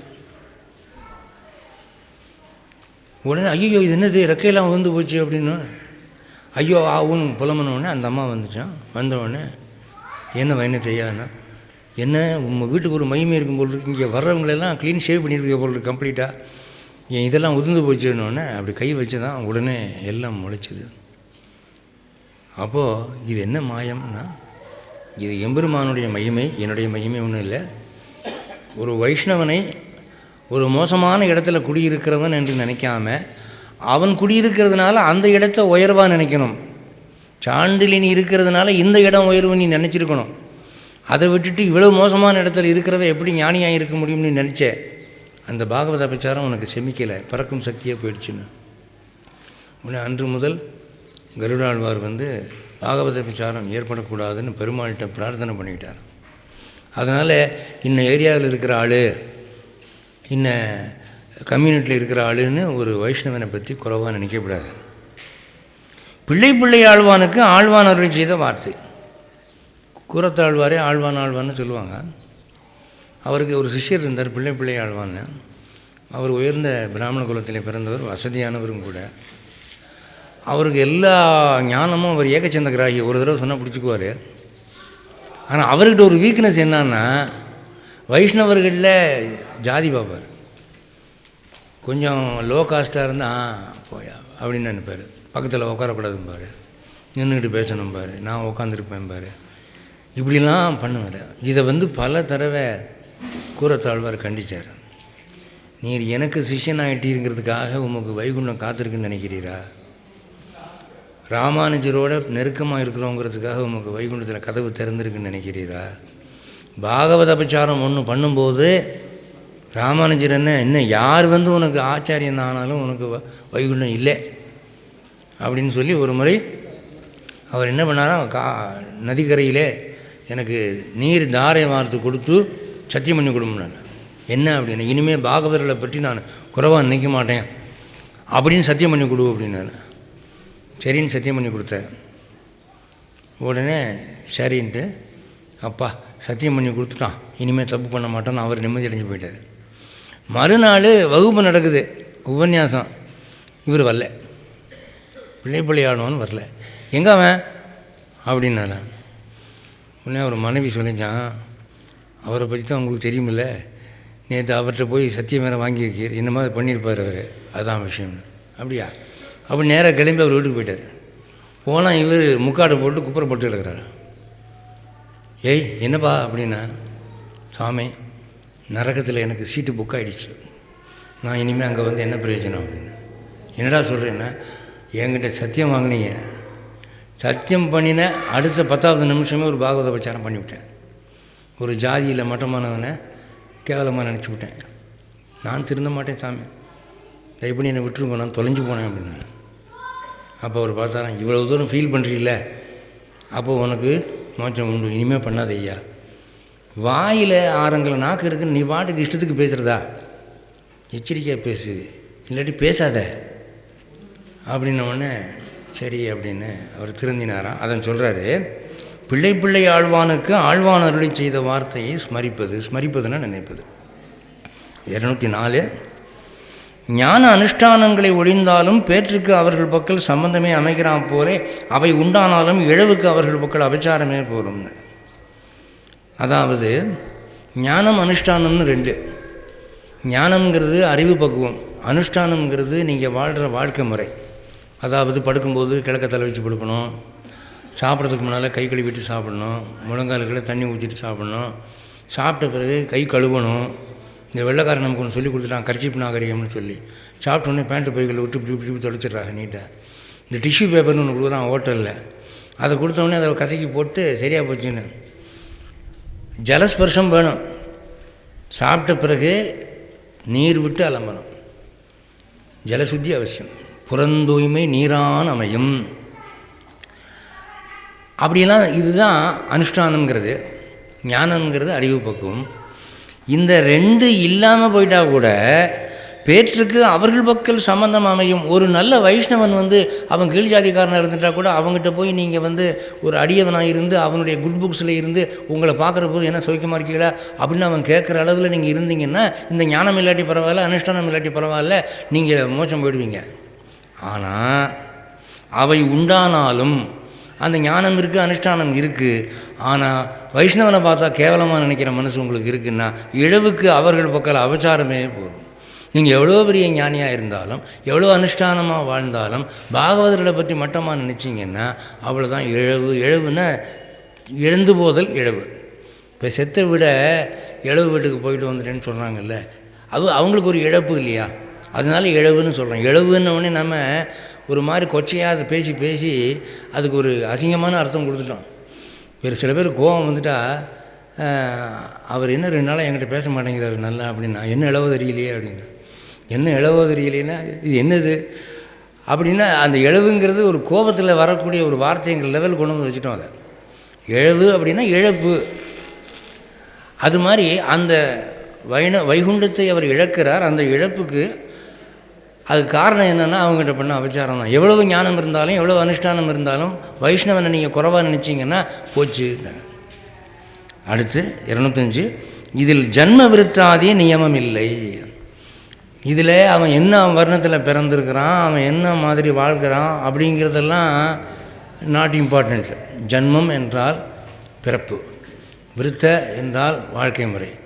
அவன் நல்லா ரொம்ப ஆச்சாரமாக இருக்கிறான், உயர்ந்த ஜாதியில் பிறந்துட்டான் அப்படின்லாம் சொல்லி நீங்கள் தப்பிக்க முடியாது அப்படின்னு சொல்கிறாரு. 206 இப்போ ஏன் நான் இவ்வளோ ஃபாஸ்ட்டாக போகிறேன்னா 1 மணி நேரம் ஆகி போச்சு, இன்னும் 1 மணி நேரம் தான் பாக்கி இருக்குது. அதுக்குள்ளே நான் எவ்வளோ முடியுமோ அவ்வளோ கவர் பண்ணணும். இப்போ உங்களுக்கு நான் எடுத்து கொடுத்துருக்கிறது 212 வரைக்கும் கொடுத்துருக்குறேன். ஆக்சுவலாக அது 234 வரைக்கும் இருக்குது, அது ஒரிஜினலும் வச்சுருக்கிறேன்.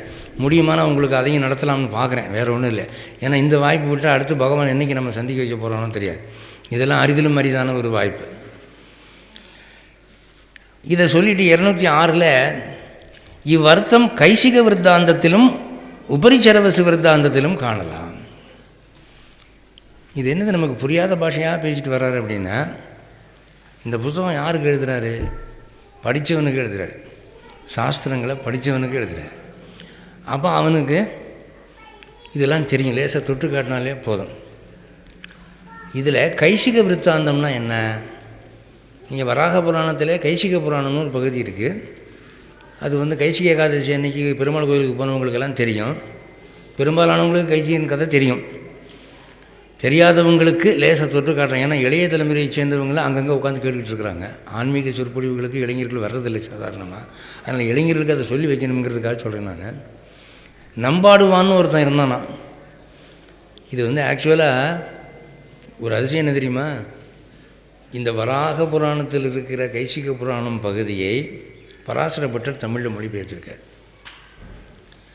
அவர் தமிழில் மொழிபெயர்க்கிற போது நம்பாடுவான்னு எந்த வார்த்தையை யூஸ் பண்ணுறாரோ அதுக்கு ஈக்குவலண்ட்டாக சான்ஸ்கிரிட்டில் என்ன இருக்குதுன்னு பார்த்தா, என்னை போல் கொஞ்சம் அரகுர சம்ஸ்கிருதம் படித்தவனுக்கு தெரியுது, அதில் சண்டாளன்னு சொல்லியிருக்கு. நம்பாடுவான்னு சொல்லலை, சண்டாளன்னு சொல்லியிருக்கு. சொப்பச்சகா நாய் மாம்சம் சாப்பிடுகிறவன் அப்படின்னு சொல்லியிருக்கு. அது வர்ற இடத்துலலாம் பராசரப்பட்டு என்ன பண்ணியிருக்காரு? நம்பாடுவான்னு போட்டு வர்றாரு. என்னன்னா, பெருமாள் இவன் டெய்லி வந்து பெருமாள் கோயிலில் நம்மளை புகழ்ந்து பாட்டு பாடுறான், அதனால் நம் பாடுவான் அப்படின்னு இவர் பெருமாள் கொடுத்த பேராக இவர் சொல்கிறார். ஏண்டா அப்படின்னு சொன்னால், அந்த புராணத்தில் இருக்கிற பேரை அப்படியே நம்ம மொழிபெயர்த்தோம்னா நம்மளால் ஏற்கனவே சூப்பரு, இதில் நம்ம வேறு இதை மொழிபெயர்த்து போட்டோம்னா இவன் இன்னும் அதிகமாக போயிடுவான் அப்படின்னு சொல்லிட்டு இவர் அந்த உக்ரத்தை குறைச்சி நம்பாடுவான்னு ஒரு பேர் கொடுக்குறாரு. இந்த நம்பாடுவான் டெய்லி பெருமாளுக்கு போய் பாட்டு பாடுவானா. ஒரு தடவை ஒரு பிரம்மராட்சஸ்கிட்ட மாட்டிக்கிட்டானா. அப்போ அந்த பிரம்மராட்சஸ் வந்து ஒன்று அடிச்சுட்டீங்க போகிறேன்னு சொன்னப்போ, நான் போய் இன்றைக்கி பெருமாளை பாடிட்டு வந்துடுறேன், திருக்குறுங்குடியில் நடந்துச்சான், பக்கத்து ஊர் தான். அதுக்கப்புறம் நீ என்னை சாப்பிடுன்னு சொல்லிட்டான். சரி போய் தொலைன்னு விட்டான். ஏன்னா நான் அப்படி வராமல் ஏமாற்றிட்டேன்னு சொன்னால் எனக்கு நரகம் கிடைக்கட்டும், அது கிடைக்கட்டும், இது கிடைக்கட்டும்னு சொல்லி பல சத்தியங்கள் பண்ணுறான். சரி போய் தொலைன்னு விட்டான்னா இவன் வரமாட்டான்னு நினச்சான். ஆனால் இவன் ஒழுங்காக போய் பெருமாளை பாட்டு பாடி திரும்பி வந்து பிரம்மராட்சஸ்கிட்ட இந்தா என் உடம்பு எடுத்துக்கோ சாப்பிடுங்க. அவன் பார்த்தான், இப்படி சாப்பிட்றதுக்கு கூட ஒழுங்காக வந்து நிற்பாங்களா பங்க்சுவலா அப்படின்னு ஆச்சரியப்பட்டான். நீ ஏன்டா தப்பிச்சு போகலை அப்படின்னு கேட்டான். பெருமாள் பக்தன் சொல் மாற மாட்டான். ராமனுக்கு 2 வார்த்தை இல்லை, ஒரு வில், ஒரு இல், ஒரு சொல் அப்படின்னோடனே, உன் சாமி அவ்வளோ பெரிய சாமியா, இப்போ அந்த சாமி தான் கும்பிட்டியா, அப்போ இன்றைக்கி அந்த சாமியை கும்பிட்டு இல்லை, அந்த பலன் எனக்கு கிடைக்கும்படி பண்ணினியானா, நான் இந்த பேய் ஜென்மத்திலேருந்து விடுபட்டுருவேன் அப்படின்னு கெஞ்சி கேட்டு தான். சரி போய் தொலைன்னு அன்றைக்கி கைசிக ராகத்திலே பாடினான். அதனால் கைசிக ஏகாதசின்னு பேர். கைசிகம் என்று ஒரு ராகம் கர்நாடக சங்கீதத்தில் கானடா, வசந்தா அப்படின்னு எத்தனையோ ராகம் இருக்கிற மாதிரி கைசிகம்னு ஒரு ராகம். அந்த கைசிக ராகத்திலே அன்று அவன் பாடின பாட்டின் பலனை கொடுத்தான். உடனே அவன் வந்து அந்த பேய் ஜென்மத்திலிருந்து தப்பிச்சான். அப்போ அவன் சொல்கிறான், நான் சோமசர்மாங்கிற பேரில் போன ஜென்மத்தில் பிராமணனாக இருந்தேன், யாகம் பண்ணும்போது ஒரு தப்பு பண்ணிட்டேன், அதனால் பேயாக மாறிட்டேன், இப்போ ஒன்றால் நான் மறுபடியும் நற்கதி அடைஞ்சேன்னு. இப்போ அங்கே கீழே எழுதுகிறாங்க, ஒரு சண்டாளன் பிராமணனுக்கு நற்கதி கொடுக்குறான் அப்படின்னு. அப்போ அங்கே ஜாதி எங்கே போச்சு? அதங்க கைசிக விருத்தாந்தத்தை படித்து பாருங்கள், சும்மா ஜாதியை சொல்லிக்கிட்டு இருக்காதீங்க அப்படின்னு. அடுத்து உபரிச்சர வசுன்னு ஒரு ராஜா இருந்தான். அவன் ஆகாசத்திலே பிரயாணம் பண்ணக்கூடிய ஆற்றல் உடையவனாக இருந்தான். அதனால் அவனுக்கு உபரிச்சர வசுன்னு பேர். உபரிச்சரன்னா ஆகாயத்திலே நடக்கிறவன் அர்த்தம். இவங்கிட்ட ஒரு தடவை ரிஷிகளும் தேவர்களும் ஒரு பஞ்சாயத்துக்கு வந்தாங்க. என்ன அப்படின்னா, ஒரு குறிப்பிட்ட யாகத்திலே தேவர்களுக்கு தானியத்தினால் ஆன ஒரு நைவேத்தியம் படைக்கிறதா, இல்லை மாம்சத்தினால் ஆன ஒரு புரோடாசம் படைக்கிறதான்னு ஒரு சர்ச்சை வந்தது. தேவர்களுக்கு என்னென்னா மாம்சம்தான் வேணும்னு அவங்களுக்கு ஆசை. ரிஷிகளுக்கு என்னென்னா தானியம் செஞ்சால் போதும், ஒரு உயிரை வெட்டி பலி கொடுக்க வேணான்னு இவங்க. 2 பேரும் சர்ச்சை பண்ணிட்டுருக்குறாங்க. அப்போ வந்து யாரை கேட்குறதுன்னு உபரிச்சர வசுவை கேட்பான். அவன் எல்லாம் படித்தவன். உபரிச்சர வசுங்க வாப்பா இதுதான் கேஸு அப்படின்னா உடனே ரிஷிகள் நீ நடுவு நிலைமையாக பதில் சொல்லுவேன் உத்தமன், அதனால் நீ சொல்லு அப்படின்னா இவன் ரிஷிகளை ஒரு பார்வை பார்த்தான், தேவர்கள் ஒரு பார்வை பார்த்தான். தேவர்களை பார்த்து மெல்ல அப்படின்னா தேவர்கள் அப்படி கண்ணடிச்சாக, கொஞ்சம் எங்களுக்கு சாதகமாக பேசியா, நாங்கள் நான்வெஜ்ஜு சாப்பிடணும் போல இருக்குது எங்களுக்கு அப்படின்னா. உடனே என்ன பண்ணிட்டான்னா விலங்கினால் ஆன நைவேத்தியம் தான் பண்ணணும் அப்படின்ட்டான். உடனே ரிஷிகள் ஏய் அட பாவி, வேதத்தில் இந்த பகுதியில் இன்ன ஸ்லோகத்தில் இதுக்கு தானியத்தினாலான புரோடாசம் போதும்னு சொல்லியிருக்கு, அது உனக்கு தெரியும். நீ தேவர்களுக்கு பறிஞ்சு பேசின நீ ஆகாசத்திலே சஞ்சரிக்கக்கூடிய ஆற்றலை இழப்பாயாகன்னு சொல்லிச்சிட்டாங்க. அவன் பாதாளத்தில் போய் விழுந்துட்டான். அப்போ உத்தம ரிஷிகளாகிய வைஷ்ணவர்களுக்கு அவன் செய்த துரோகம், அவன் ஆகாயத்திலே நடக்கக்கூடிய ஆற்றலை இழந்தான். அதுக்கப்புறம் ரொம்ப நாள் கத்தி கதறி பெருமாள் வந்து அவனுக்கு அந்த சக்தியை கொடுத்தாருன்னு சொல்லுவாங்க. 207 பிராமணியம் விலை செல்லுகிறது வேதாத்தியனாதி முகத்தாலே பகவத் லாப ஹேது அன்று, அதுதானே இழவுக்கு உறுப்பாகில் தியாஜ்யமாமெரு. சுவாமி அடியன் அடியன்.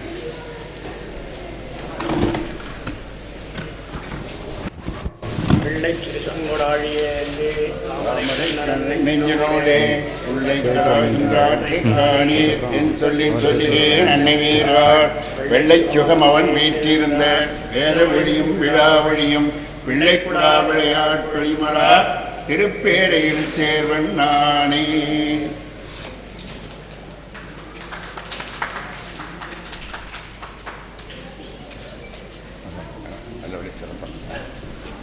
ஆன்மீக அன்பர்களுக்கு பணிவான வணக்கம். இன்றைக்கு ஒரு முக்கியஸ்தர் இங்கே பக்கத்து ஊருக்கு வந்திருந்தார். எனக்கு தகவல் நேற்று ராத்திரி தான் தெரியும். உடனே நான் ராத்திரி அவரை டிஸ்டர்ப் பண்ணலை. காலையில் இப்படி இன்றைக்கி ஜோசப் அவர்களுடைய உபன்யாசம் இங்கே இருக்குது, நீங்கள் தூத்துக்குடியில் இருக்கிறீங்க, சாயங்காலம் ஏரலில் பொதுக்கூட்டம் இருக்குது, ஆகவே நீங்கள் திந்திரிப்பேரைக்கு வரணும், வந்து கொஞ்சம் உபன்யாசம் கேட்டுட்டு நீங்கள் ஜோசப் அவர்களை சந்தித்து விட்டு செல்லணும் என்று வேண்டுகோள் விடுத்திருந்தேன். உபன்யாசம் ஆரம்பிக்கிறதுக்கு முன்னால் அவரால் வர முடியலை, நேரடியாக சந்திக்கலைன்னா கூட அவர் கேட்கணும்னு விருப்பப்பட்டிருந்தார், அதுக்காகத்தான் வந்தார். நேரத்தின் காரணமாக முடியலை. பாரதிய ஜனதா கட்சியினுடைய தேசிய செயலாளரும் அதனுடைய ஒழுங்கு நடவடிக்கை குழுவினுடைய செயலாளருமாக இருக்கக்கூடிய திரு இலகணேசன் அவர்கள் இங்கே வந்திருக்கிறார்கள்.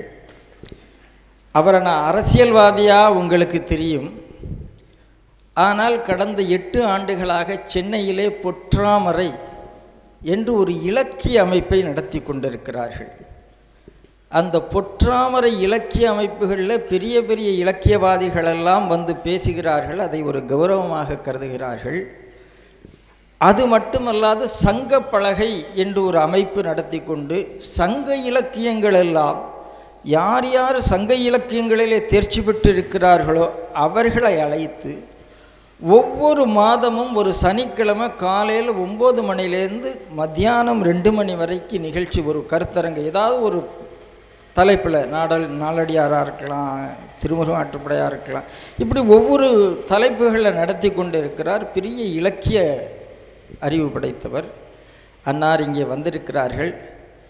நம்முடைய தெந்திரிப்பேரை இந்த அமைப்பு குழுவின் சார்பாக அவர்களை நான் இங்கே வரவேற்கிறேன். வினோத் அவர்களை இங்கே வரவேற்பார்கள். அதற்கப்புறம் அவர்கள் ஒரு 5 நிமிடம் 10 நிமிடம் நம்மள்ட்ட அவருடைய கருத்துக்களை சொல்லிவிட்டு இங்கிருந்து விட வருகிறார்.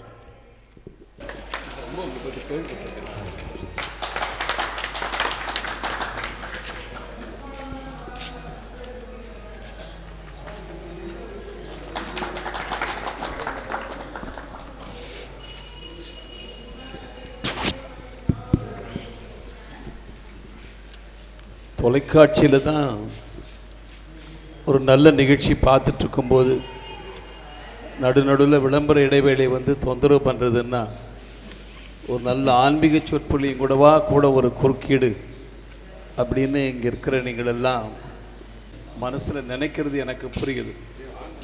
ஸோ குறுக்கீடுக்கு மன்னிக்க வேண்டுகின்றேன். இந்த தென் திருப்பேரை நான் ஏற்கனவே இங்கே வந்திருக்கின்றேன் பல முறை. என் அறிமுகத்தை பற்றி சொன்னார் நம்பி. இதெல்லாம் என்னுடைய அறிமுகம் இல்லை. என் உண்மையான அறிமுகம், நான் அடிப்படையில் ஒரு ஆர்எஸ்எஸ் தொண்டன். அந்த வகையில் இங்கே வந்திருக்கேன். இந்த ஊருக்கு வரும்பொழுதோ இந்த வழியாக கடந்து செல்லும் போதோ எனக்கு 2 பேர் ஞாபகம் வரும். ஒன்று என்னுடைய நண்பர் நம்பி நாராயணன், இன்னொருத்தர் இந்த ஊர்லேருந்து சங்கப்பணிக்காக முழு நேரமாக வந்து பணிபுரிந்தவர் மகரபூஷணம். அவரை பார்த்து ரொம்ப நாள் ஆச்சு. அவரை இவங்களெல்லாம் நான் நினச்சிப்பேன். இந்த பக்கம் போகும்போதெல்லாம் நான் நமஸ்காரம் நினச்சிருக்கிறது உண்டு. முக்கியமாக நான் இங்கே வந்ததுக்கு காரணம், பல இடங்களில் போகும்போதெல்லாம் நம்முடைய மரியாதைக்குரிய ஜோசப் ஐயங்கார் அவரை பற்றி சொல்வாங்க. கொஞ்சம் இது ஒரு வித்தியாசமாக இருக்கே இந்த பேருன்னு கூட நான் நினைப்பேன். நான் பல பேர் சொல்லியிருக்காங்க. குறிப்பாக என்னுடைய நெருங்கிய நண்பர், மரியாதைக்குரியவர், குடும்ப நண்பர்னு சொல்லலாம், மதுரை சார்ந்த டிவி ரங்கராஜன். அவங்க தகப்பனார் ஒரு பெரும்புலவர், நல்ல வைஷ்ணவர். அவற்றை இவங்க பாடம் படித்தார்னு கேள்விப்பட்ட பிறகு இன்னும் கொஞ்சம் மரியாதை எனக்கு அதிகமாக வந்து நான் பார்க்கணும்னு நினச்சிட்டே இருப்பேன். நான் அதுக்கு ஒரு வாய்ப்பு இன்றைக்கி இங்கே கிடச்சிது. அதனாலேயே நான் கொஞ்சம் அந்த ஏரலில் பொதுக்கூட்டத்தில் போகிறதுக்கு முன்னாடி சீக்கிரம் வந்து அவங்கள பார்த்துட்டு போகணுங்கிறது தான் வந்த நோக்கம். அவருடைய பேச்சையும் கொஞ்ச நேரம் கேட்டேன். ஆனால் ரொம்ப ஆழ்ந்த ஒரு தலைப்பில் இப்போ உபன்யாசம் நடந்துட்டுருக்கு. இதை பற்றி நான் இங்கே பேசக்கூடாது, அதுக்கு அருகதை இல்லை, நேரமும் இல்லை. இருந்தாலும் என் மனசில் தோன்ற எண்ணத்தை வேகமாக 3 நிமிஷத்தில் சொல்கிறதுக்கு பார்க்குறேன். நான் வைஷ்ணவம்னு சொன்னாலே வேறுபாடு பார்க்காது தான் அர்த்தம். வைஷ்ணவங்கிறது எந்த விதமான பிறப்பில் வேறுபாடு பார்க்காதுங்கிறதுக்கு நம்முடைய ராமானுஜாச்சாரியார் வரலாற்றை தெளிவாக சொன்னாலே போதுமானது. உபதேசம் இல்லை, வாழ்ந்து காட்டினவர். அவர் சந்நியாசம் எடுத்துக்கிட்டதே தன்னுடைய வீட்டில் மனைவி வேறுபாடு பார்த்தாளுங்கிறது தான் சந்நியாசத்துக்கே காரணம். இது என்னை விட உங்களுக்கு ரொம்ப நல்லாவே தெரியும். இந்த தேசத்திலேயே எனக்கு ஏன் நான் இதை வலியுறுத்த வேண்டியிருக்குன்னா, துரதிருஷ்டவசமாக நம்ம தமிழ்நாட்டில் இப்போ ஒரு சில வார்த்தைகள் சொன்னால் உடனே சில பேரோட யோசித்து பார்க்குறேன். சமத்துவம், சமூக நீதி, ஜாதி வேறுபாடு இல்லாத தன்மை, தீண்டாமை ஒழிப்பு, இந்த வார்த்தையெல்லாம் சொன்னோன்னு உடனே ரொம்ப பேர் ஈரோட்டை நினச்சிக்கிறான். அது தப்பு, அது அபத்தம். அது இந்த தேசத்தில் முதல்ல இப்போ வேதம் பேசுகிறோம்னா வேதத்தை வகுத்து கொடுத்தவன் வேதவியாசன் சொன்ன அவங்க அம்மா மச்சகந்தி. இது நம்ம வரலாறு. யார் அதை பற்றி பார்த்தா? நான் அதை பற்றி கவலைப்படலையே. ராமாயணம் சொல்கிறோன்னு சொன்னால் ராமாயணத்தை வகுத்து கொடுத்த வால்மீகி ஒரு வேடுவர், ரத்னாகரனாக இருந்து நாரதர் வந்து உபதேசம் பண்ணி ராமநாம உபதேசம் பண்ணி வால்மீகி மகரிஷியாக மாறினவர். இது நம்ம வரலாறு. அதனால் சாதுர்வர்ணம் மயா சிருஷ்டம்னு கிருஷ்ணன் சொல்லியிருக்கான்னு சொன்ன கிருஷ்ணன் பிராமணன் இல்லை பிறப்பால். குணகர்ம விபாஷகான்னு தெளிவாக சொல்லியிருக்கார். எத்தனை சொல்ல முடியும்? ராமருடைய வாழ்க்கையிலேயே குகனை பார்த்த ஒன்று கழுவி கொண்டார்னா, இன்றைக்கி எவனா ஒருத்தன் தழுவிக்கிறான்னு சொன்னால் பக்கத்தில் சன் டிவி, ஜெயா டிவி, எல்லா டிவி இருந்தால் தான் கட்டிப்பிடிச்சிப்பான். அந்த காட்டில் யாரும் இல்லை. ஆத்மார்த்தமாக என்னுடைய சகோதரன் பாங்கிறார். சபரி, இன்றைக்கி தேதியில் சபரிக்கு அநேகமாக எஸ்டி பிரிவு கொடுப்பாங்கன்னு நினைக்கிறேன். சமபந்தி போஜனம்லாம் 1000 பேஷண்ட் உட்காந்துருக்கானே, மெனக்கட்டு தேடி கண்டுபிடிச்சி பார்த்தால இந்த ஆண்டு இது மாதிரி ஒரு ஆளை உட்கார வச்சு மாறி மாறி மாறி மாறி விளையாடி உட்காந்துருப்பான். வெள்ளச்சட்டை போட்டு பக்கத்தில் வேணும்னே எவ்வளோ பேர் அழகாக இருக்காங்க மற்ற கம்யூனிட்டி அந்த சமுதாயத்திலையும் கூட்டு உட்காந்து வச்சு சமபந்தி போஜனம் ஃபோட்டோ எடுத்துக்கிறியே. சமபந்தி போஜனம் இல்லை, சபரி கடிச்சு கொடுத்தது சாப்பிட்டா ராமன். இதெல்லாம் கால் தூசிக்கு பெருமான்னு கேட்குறேன் நான். 1 2 எடுத்து சொல்கிறதுக்கு இது ரொம்ப இப்போ சொல்கிறதுக்காக எங்கள் இதில் ஒரு இயக்க பாடலே இருக்குது. வழிப்பறி செய்த ஓர் வேடன் வானவர் நிலைக்கு உயர்ந்தவர், படகோட்டியினை தழுவிய ஒருவன் சோதர பாசம் உணர்த்தியவர், மீனவ பெண்ணின் மகன் வந்தான் வேதங்களையே வகுத்தளித்தான், பிறவியில் உயர்வு தாழ்வுகள் இல்லை என்றே உணர்த்திய நாடு இதுன்னு பாடல். அதனால் இதில் வைஷ்ணவம் ரொம்ப அதிகமாக இதை பற்றி சொல்லுது. ஸ்ரீராமகிருஷ்ண பரமஹம்சர் ஒரு நாள் எய்த்தாப்பில் உட்கார்ந்துருக்கிறவங்ககிட்ட சகஜமாக பேசும்பொழுது, வைஷ்ணவர்னு யாரு? எல்லா உயிர்களுக்கும் கருணை காட்ட வேண்டும் அப்படின்னு சொல்கிறார். எந்த பேதமும் இல்லாமல் எல்லா உயிர்களையும் கருணை காட்டுவன் தான் வைஷ்ணவன், ராமகிருஷ்ண பரமஹம்சர் சொல்கிறார். பேசிகிட்டே இருக்கும்போது திடீர்னு ஒரு மாதிரி ஒரு எக்ஸ்ட்ரஸிக்கு போயிடுவார், அதாவது ஒரு பரமச நிலைக்கு போயிடுவார், ஒரு சமாதி நிலைக்கு போயிடுவார். அவங்களுக்கு ரொம்ப பழக்கம், மௌனமாக உட்காந்துருக்காங்க. கொஞ்ச நேரம் சகஜ நிலைக்கு திரும்பின உடனே, நான் என்ன சொன்னேன்? வைஷ்ணவம் என்றால் அனைவரையும் சமமாக கருத வேண்டும் என்பது மாத்திரமல்ல, அவ்விடத்தில் கருணை காட்ட வேண்டும் என்றா சொன்னேன். நான் யாரடா கருணை காட்டுவதற்கு? வைஷ்ணவம் என்றால் எல்லோரையும் சமமாக கருத வேண்டும் என்பது மாத்திரமல்ல, அவனுக்கு தொண்டு செய்ய வேண்டும், அன்பு செலுத்த வேண்டும். கருணை காட்டுவது என்பது அகங்காரத்தினால் வந்த வார்த்தைகள்னு புலம்புறார். விவேகானந்தர் மனசுக்குள்ளே இதுதான் நெருப்பு மாதிரி பாயுது. பளிச்சுன்னு ஒரு அக்னி குஞ்சொன்று கண்டேன்னு உள்ளத்துக்குள்ள அந்த நெருப்பு விழுது. ஆஹா, எவ்வளோ பெரிய விஷயத்தை குருநாதர் எவ்வளோ சுருக்கமாக நமக்கு சொல்லிவிட்டார். அதனால தான் மீதி பேரெல்லாம் இந்த ராஜயோகத்தில் பயின்று பெரிய பெரிய வேள்விகள் பண்ணி அவங்கெல்லாம் இருந்தபோது, இவர் மாத்திரம் தெளிவாக மக்கள் நன்மைக்காகத்தான் இந்த வாழ்க்கை, ஆத்மனோ மோக்ஷார்த்தம் அப்படிங்கிற இருந்த இடத்துல ஜெகத் ஹிதாயச்ச அப்படின்னு சேர்த்தது காரணம் ஸ்ரீராமகிருஷ்ண பரமஹம்சருடைய இந்த வாசகம்தான். விவேகானந்தரே சொல்கிறார். அதனால் பெரியவர் மாதிரி ஒருத்தரை வச்சுக்கிட்டு நான் அதிக நேரம் பேசவும் கூடாதுங்கிறது மாத்திரமில்லை, மனசில் இப்போ பேசும்போது எழுந்த எண்ணங்கள். ஆனால் இந்த தமிழை பார்க்கும்போது எனக்கு நிஜமாகவே ஒரு மாதிரி ஆனந்தமாகவும் இருக்குது, ஆனால் ஒருவரையும் புரியலையேன்னு வருத்தமாகவும் இருக்குது. ஆனால் எதிர்காலத்தில் எப்படி ஆகிடும்னா, இவன் பேசுகிற தமிழே புரியாமல் நிறைய ஆங்கில சொல் கலந்து அப்படி ஒரு தமிழ் வந்துடும் போல் இருக்குது. இந்த ரெண்டும் கெட்டான நிலையுமே நாம் இப்போ இருந்துகிட்ருக்கோம். தயவு பண்ணி இப்போ பேசுகிற தமிழையாவது தொடர்ந்து பேசுகிறதுக்கு நாமெல்லாம் நம்ம குழந்தைகளுக்கும் சொல்லிக் கொடுத்து நாமும் பேசினா நல்லா இருக்குங்கிற பிரார்த்தனையோடு மரியாதைக்குரிய ஜோசப் ஐயங்காரை சந்திச்சதில் என்னுடைய மகிழ்ச்சி தெரிவித்து, உங்களையும் பார்க்குறதுக்கான வாய்ப்பு கிடைச்சதுக்காகவும், நான் ஒரு இடைச்செருகல் ஒரு பொதுக்கூட்டத்துக்கு போகிற வழியில் வந்தவன் தொந்தரவு பண்ணிட்டேங்கிறதுக்காக மன்னிப்பு கேட்டு என் உரையை நிறைவு செய்கிறேன். நன்றி, வணக்கம்.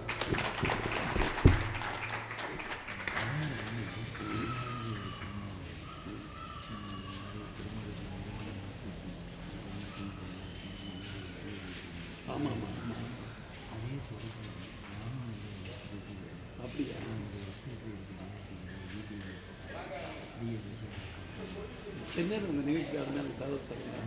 நான் நம்பினார் நம்பர் ஓகே. உங்களுக்கு விவரம் தெரியுமா? உங்களுக்கு ஜாகிரி டான்ஸ் நீங்கள் சொல்லலை அப்புறம்.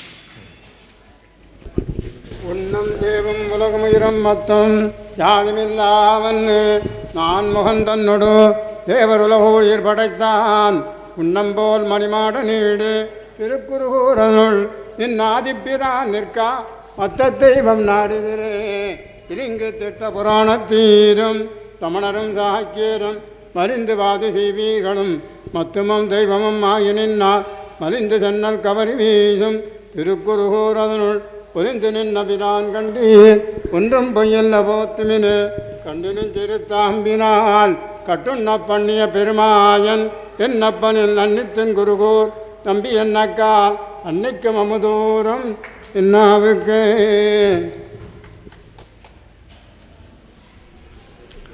குறுக்கீடு என்றாலும் ஒரு இன்பமான குறுக்கீடு, ஒரு சுகமான அனுபவம்.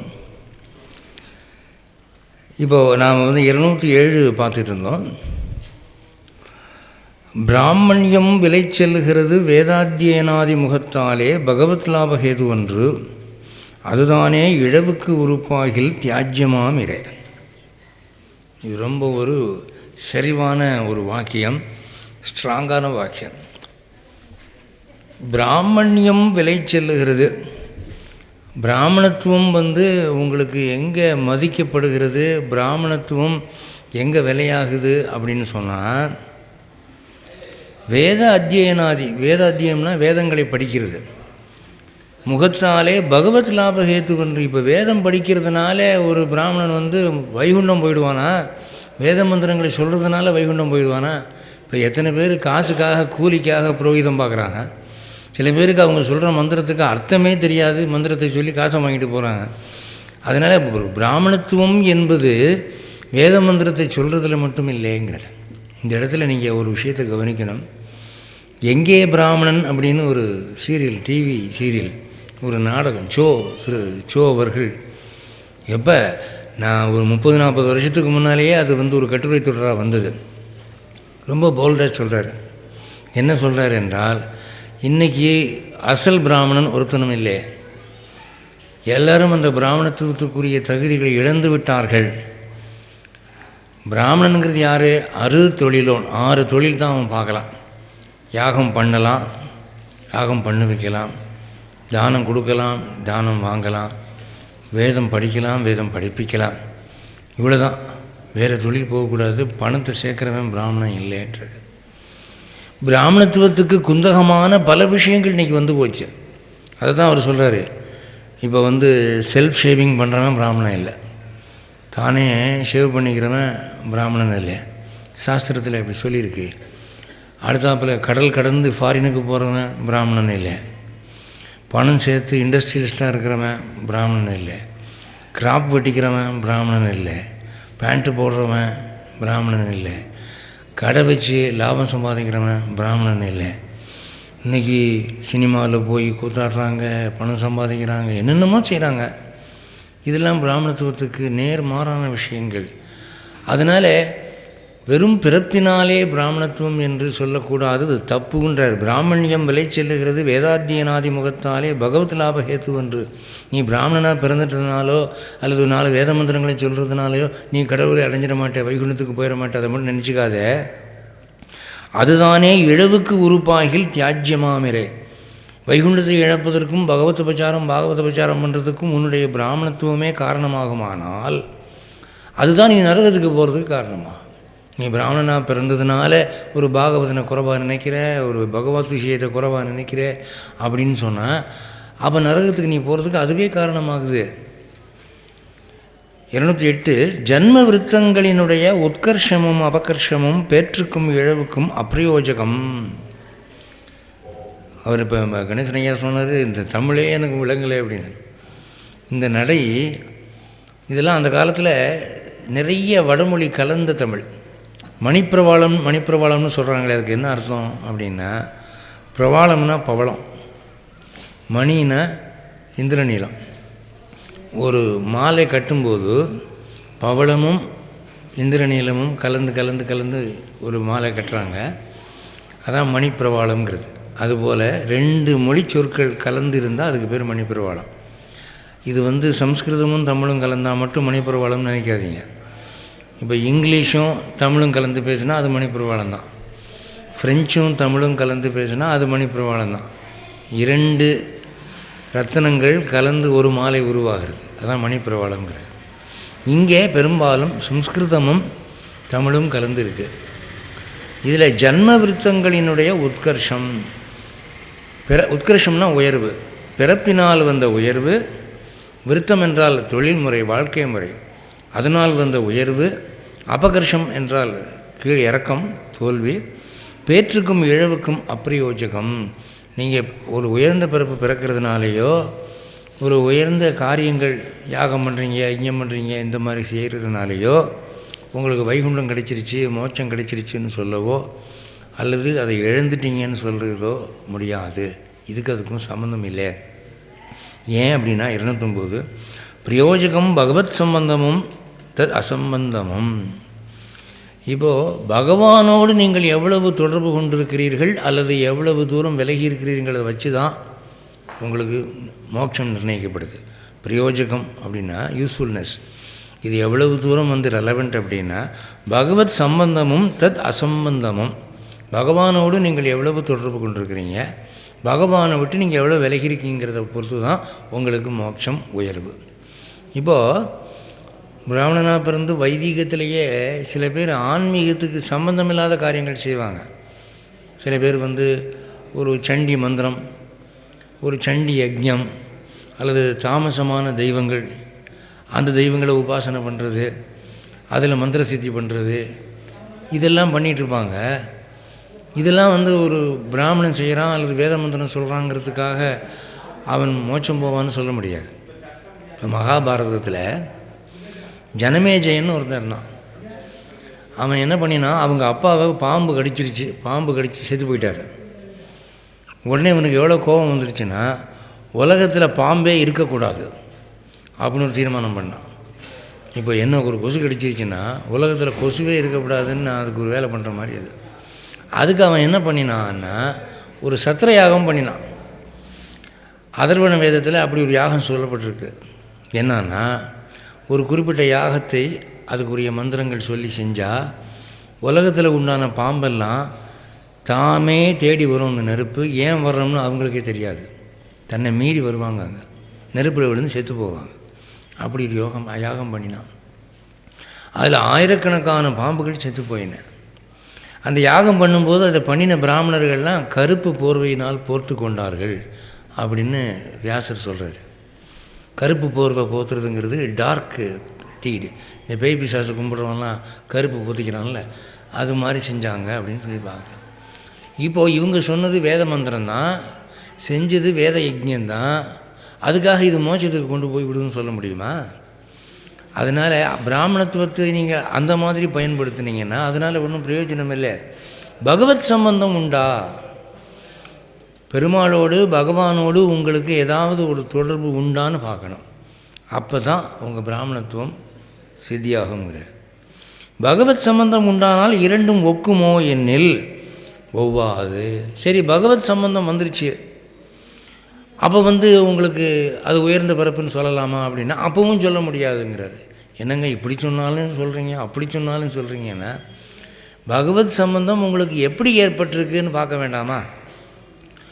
பகவத் சம்பந்தம் என்பது பகவானுடைய அடியவர்கள் அனைவரையும் மதிப்பது, வணங்குவது.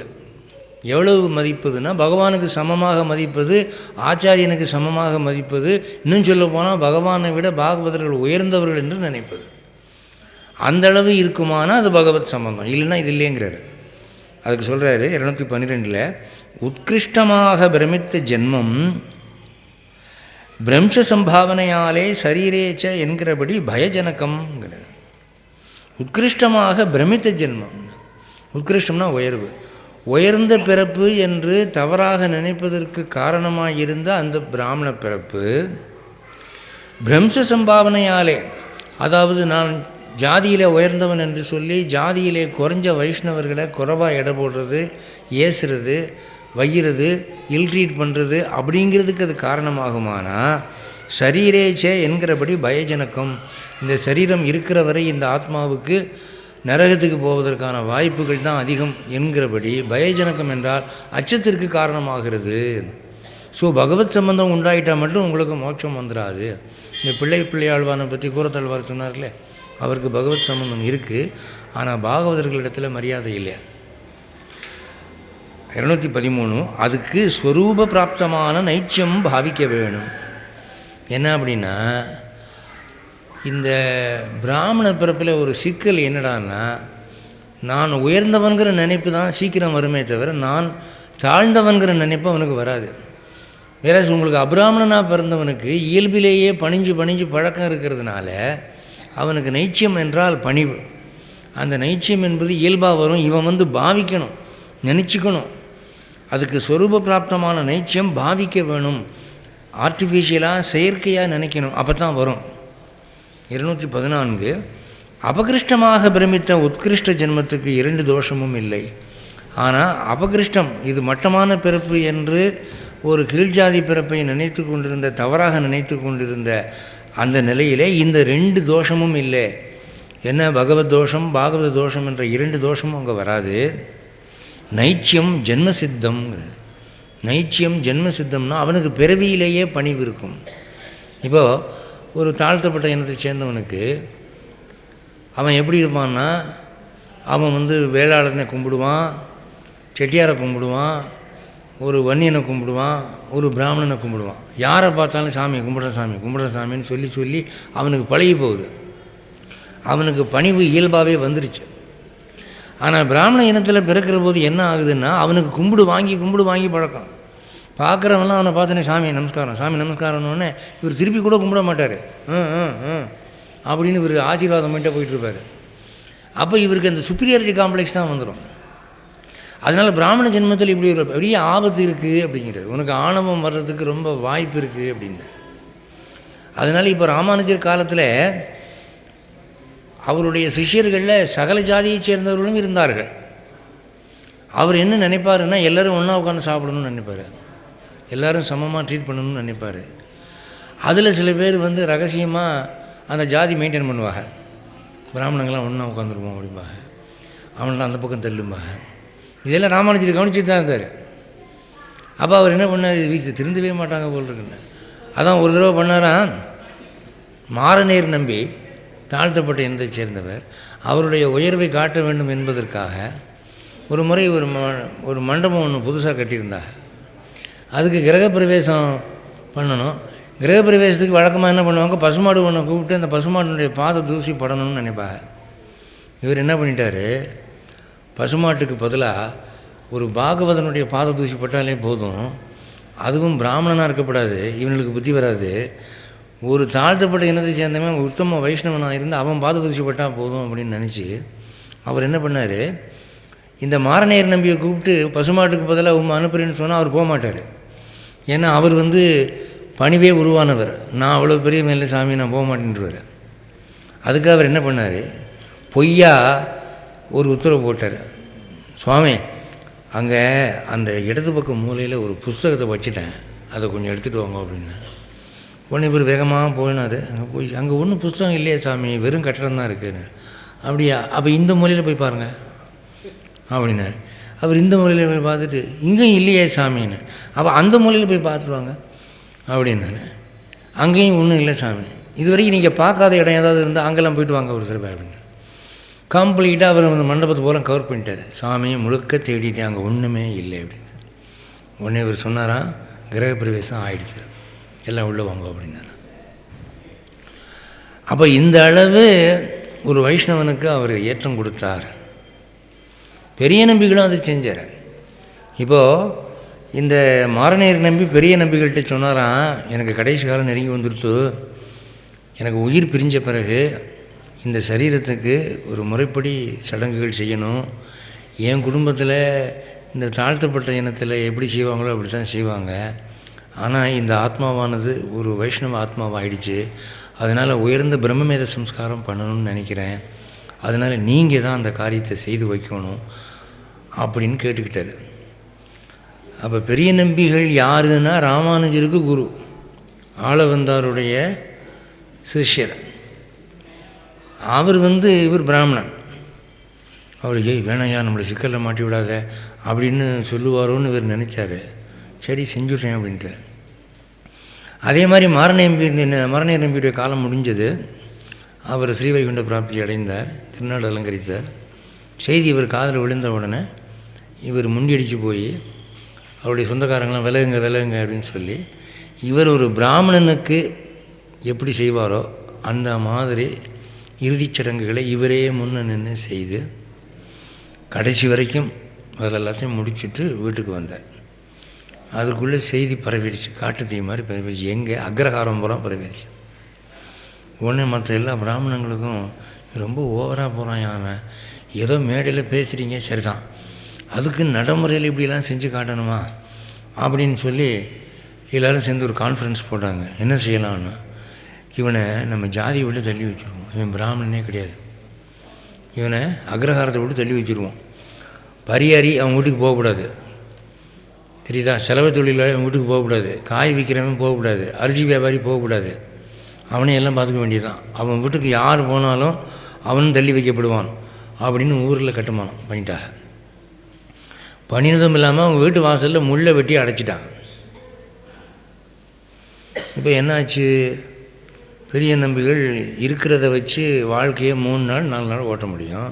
அப்புறம் அங்கே ஷாப்பிங் பண்ணணும்ல, கடைக்கு போகணும், அரிசி வாங்கணும், பருப்பு வாங்கணும், ஷேவிங் பண்ணணும், துணி வெளுக்கணும், வாழ்க்கையே ஸ்தம்பனாகி போச்சு.